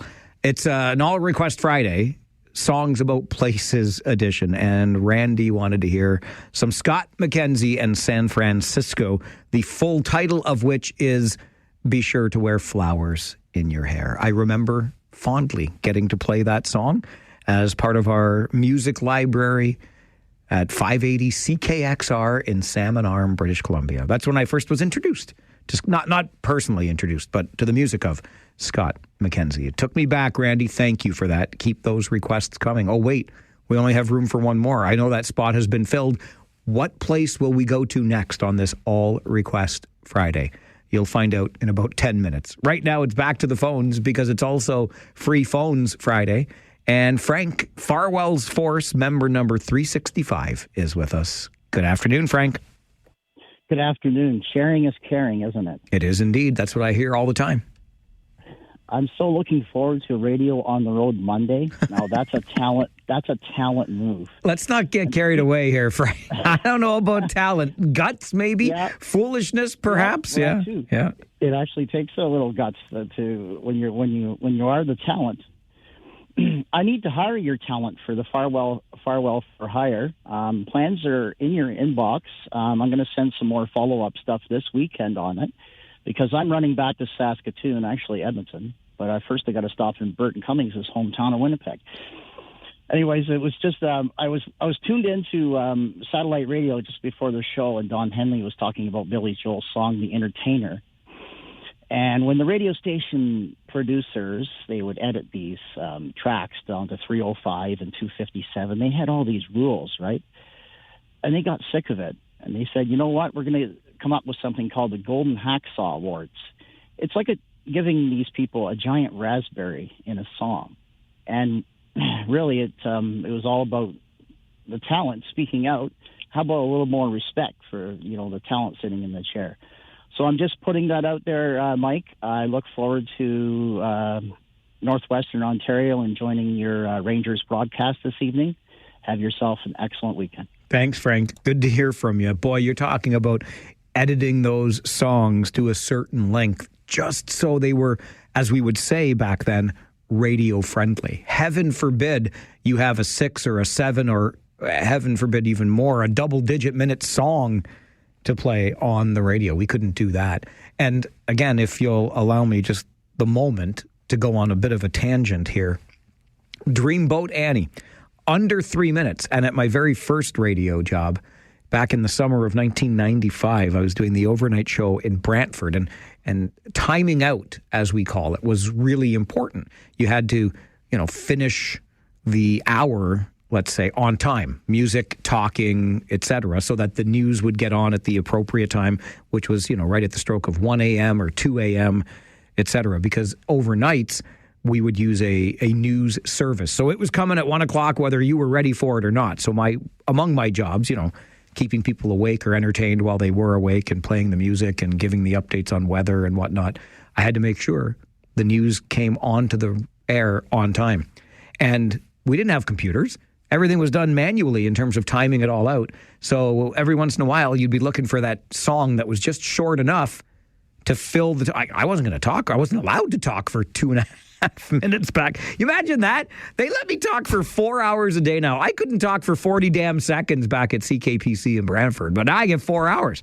Anyway, Dreamboat Annie was a go-to song to fill less than 3 minutes and time out the hour so that you got the news on time. In case, I know you couldn't have gone through your day if you didn't know that little radio secret, right? Now you know. And now computers do it all. I basically don't have to do anything. Well, I kind of have to stay on time. Anyway, computers do it all. No more math. No more math at all in radio. Edward is next on Free Phones Friday. Good afternoon, Edward. Hey, good morning. Good afternoon, Mike. How are you? I am great, my friend. This can be none other than my good friend, Edward Ferruzel. How are you, buddy? I am wonderful. Good. I'm so pumped about the game tonight. You and me both. It's going to be a great series. I think I heard through the grapevine, Edward, that you may be making an appearance at the Kitchener Memorial Auditorium tonight. Is that true? Come on. Are you gracing us with your presence? Good sources. I do have good sources. That's right. Okay. Yes, sir. Yeah, we're going to be at the community corner tonight, Mike. I love it. You and the fine folks with, KW Accessibility, one of my favorite organizations of which you are the executive director. Exactly. So I just want to encourage people to come out and say hi. We're starting our helicopter golf ball drop again. So we've got tickets for people to win $10,000. So if they stop by the booth today, come and see us and get a ticket. And we got a special treat for all those that buy a ticket. So hopefully they'll come by and say hi. You know, Edward, it just so happens that I have an email in my inbox right now from our good friend Brett. And he's mentioning the helicopter ball drop and can we get some time on the show to talk about it, which we can and we will schedule. But this helicopter ball drop that you've added to the annual golf tournament every year out at Golf Country Club is something else. Like literally, the balls come pouring out of the helicopter and whichever number gets closest to the pin, right? Yeah, exactly. Yeah. So we've done it twice, and we've given away $10,000 each year. That's amazing. And it's pretty amazing to see the balls coming out of the helicopter. It's quite the spectacle. So cool. Everybody goes crazy. Yeah, and the chance to win $10,000, nothing wrong with that. So we can get tickets for that helicopter ball drop in the community corner at the Ranger game tonight. Absolutely. And people can also check out our website. We've got some links there, but definitely, if you're going to the game tonight, come and say hi. How much is a ticket, Edward? They're $20 each or 3 for $50. All right, $20 each, 3 tickets for $50, so you get the bit of the volume discount there. And I heard you say something about a special treat for everybody that buys a ticket when they see you at the game tonight. Exactly. One of our volunteers has made a special treat, so definitely come by and see what it is. And Mike, if you're around before the game starts, I know you're a busy guy, but we'll be there around 5:30. So. Edward, you said treat. You know that, right? Exactly. Okay. We might have to send one up to you. No. I'm coming to you, pal. I am coming to you. All right. Sounds great. Thanks, Edward. We'll see you tonight, okay? You bet. Go Rangers. Thanks. Good to hear from you today. Edward Farwell, the executive director at KW Accessibility. They're getting ready for their annual golf tournament, and this will be the 3rd time they do the helicopter ball drop. It really is quite the spectacle as the balls come pouring out of that helicopter, hovering over the green, and then whichever ball gets closest to the hole or the pin, I think if it goes in the hole, I'm not the expert on that. The bottom line is it's a fun little way to raise some money, and you could win $10,000 if your ball ends up in the closest spot, the right spot, and you can get those tickets from the community corner at the Memorial Auditorium tonight, $20 per or 3 for $50, chance to win $10,000. Not so bad at all. And you're supporting, of course, KW Accessibility, which does such great work in our community for those with accessibility needs. Back to the phones on Free Phones Friday. Bob is next. Good afternoon, Bob. Hey, Mike. Good luck at the Rangers game tonight. We'll be cheering them on. But I got a couple of comments on this Ford fiasco with the regional chairs. What are there, 44 chairs in Ontario? I don't know about 44, but there's a bunch of them anyway. So go ahead. No, sorry. Go. Yeah, I don't think there are 44, but nonetheless, yes, there are a handful or more that will become appointed positions. Yeah. So what better way for Dictator Doug to force through something along the lines of the Greenbelt or whatever else he wants when he's got all of these Ford flunkies appointed and owing him big time for whatever amount of money they're getting every month. So, it's not really that hard to figure out why he's doing this. It's just a matter of people opening their eyes and seeing it. I think it's a fair point. Okay, Bob, thank you. Thank you. Have a great weekend. You too. Good to hear from you. I do have concerns, even though I am that guy, as you probably know, who has long been advocating for some kind of regional reform. Essentially, what I've advocated for is the elimination of one of our local levels of government. I don't think we need to, frankly. So let's just eliminate one of those levels and have one level of local government for the entire region of Waterloo. And we could have been working on this, and we could have come up with a structure of that single government that works for our community. I think there were all kinds of opportunities, and we didn't do anything. And so I've been saying for years, like, I don't mean to be the I told you so guy, but I guess that's what I'm being. I've been saying for quite some time, if we don't do this ourselves, somebody is going to step in and do it for us. And now Doug Ford has. But to Bob's point, first of all, it's a bit of a half measure as far as I'm concerned. Appointing a chair, which is completely undemocratic. That should be a position that we elect as voters. But why just the chair? Like, why aren't we just wiping out the level of regional government? We're essentially removing one elected position, meaning we still have 58 others. I don't think we need that many, Premier Ford. I wish we could talk about something a little larger in scale when it comes to a reform of regional governance. But this idea that we are going to appoint what is still a political position, a position that makes decisions and is granted strong chair powers, so that appointed position will have a fair deal of influence over local affairs, and we didn't vote for that person. I do not like that, Sam. I am. You cannot make me like those green eggs and ham. That bothers me. How about the consolidation of conservation authorities, and what does that look like? Bob made reference to the Greenbelt and the sorts of checks and balances that remained in place to monitor these things. It really is concerning. I've liked Doug Ford.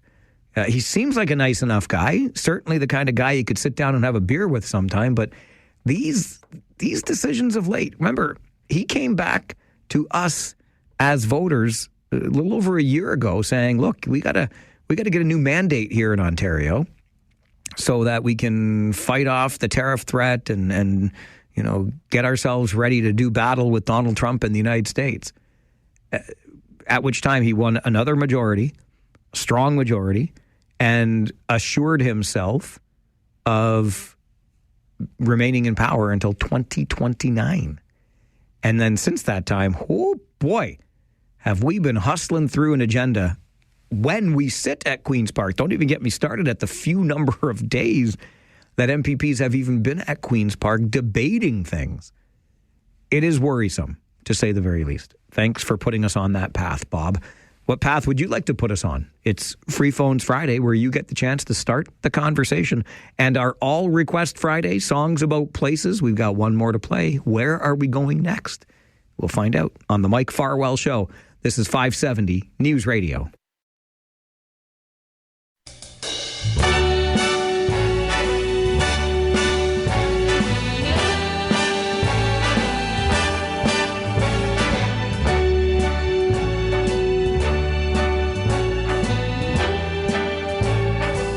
Start spreading the news. I'm leaving today. I want to be part of it. New York, New York. These vagabond shoes are longing to stray right through the very heart of it. New York, New York. Oh, the chairman of the board himself. And what better way to wind down an All Request Friday, songs about places, than with Frank Sinatra. New York, New York, by request from Mike, Farwell's Force, member number 10, right here on the show. Every Friday we do an All Request Friday. Heads up, next Friday, the 17th of April, there will not be an All Request Friday because a weird thing is happening, let me tell you.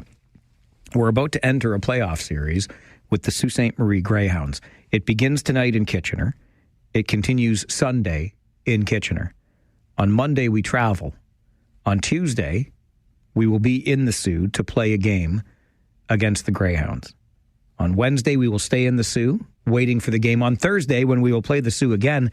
And then we finish the game in Sault Ste. Marie next Thursday night, and we got to come back and play another game if Game 5 is necessary on Friday night in Kitchener.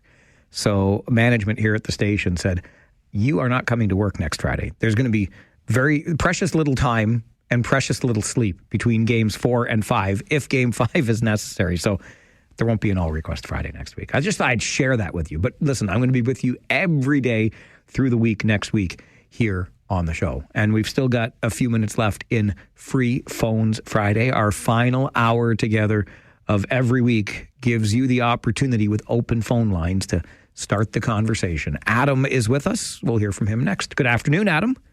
Hello, how you doing, Mike? I'm good, thank you. How are you? Great, thanks. I had a quick point to make about the Waterloo region water issue. Yeah.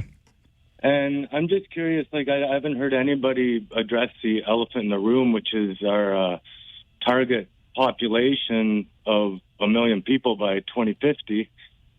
But we're unable to really sustain our current population with the amount our aquifers are being drawn down currently.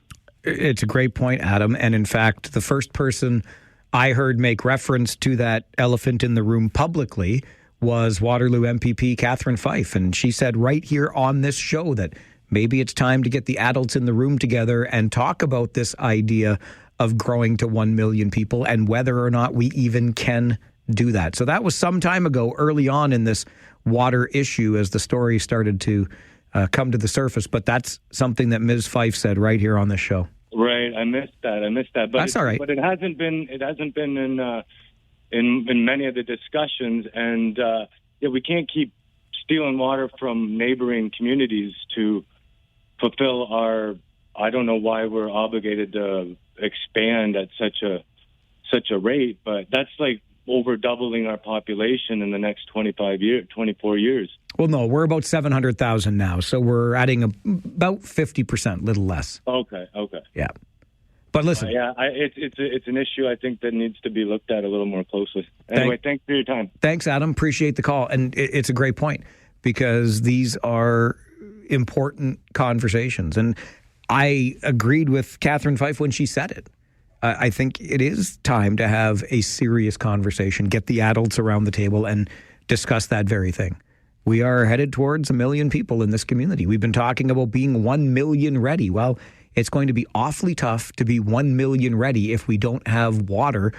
And right now we're saying we don't really have enough for the 700,000 that are here today. So how will we have enough for another 300,000 in the next 25 years? It's a good question and something for us to think about as we head into a weekend. Maybe we can put our thinking aside and just do some cheering tonight. I invite you to do that along with me. I'll try not to cheer too much because I'm in the press box. I'm supposed to be unbiased. I grew up in this town. I grew up watching the Rangers. I'm looking forward to tonight's game. If you can't be there, be right here on your home of Kitchener Rangers hockey. Pre-game coverage with Josh Piercy and I starts at 6:30. Then it's Rangers, Greyhounds on the ice, and Josh and I will stick around late and take your phone calls on Rangers Talk. That is still to come, and then we'll get back together Monday morning and have some conversations here on the show. My name is Mike Farwell. You are a force for good. Go Rangers, go. Bye for now.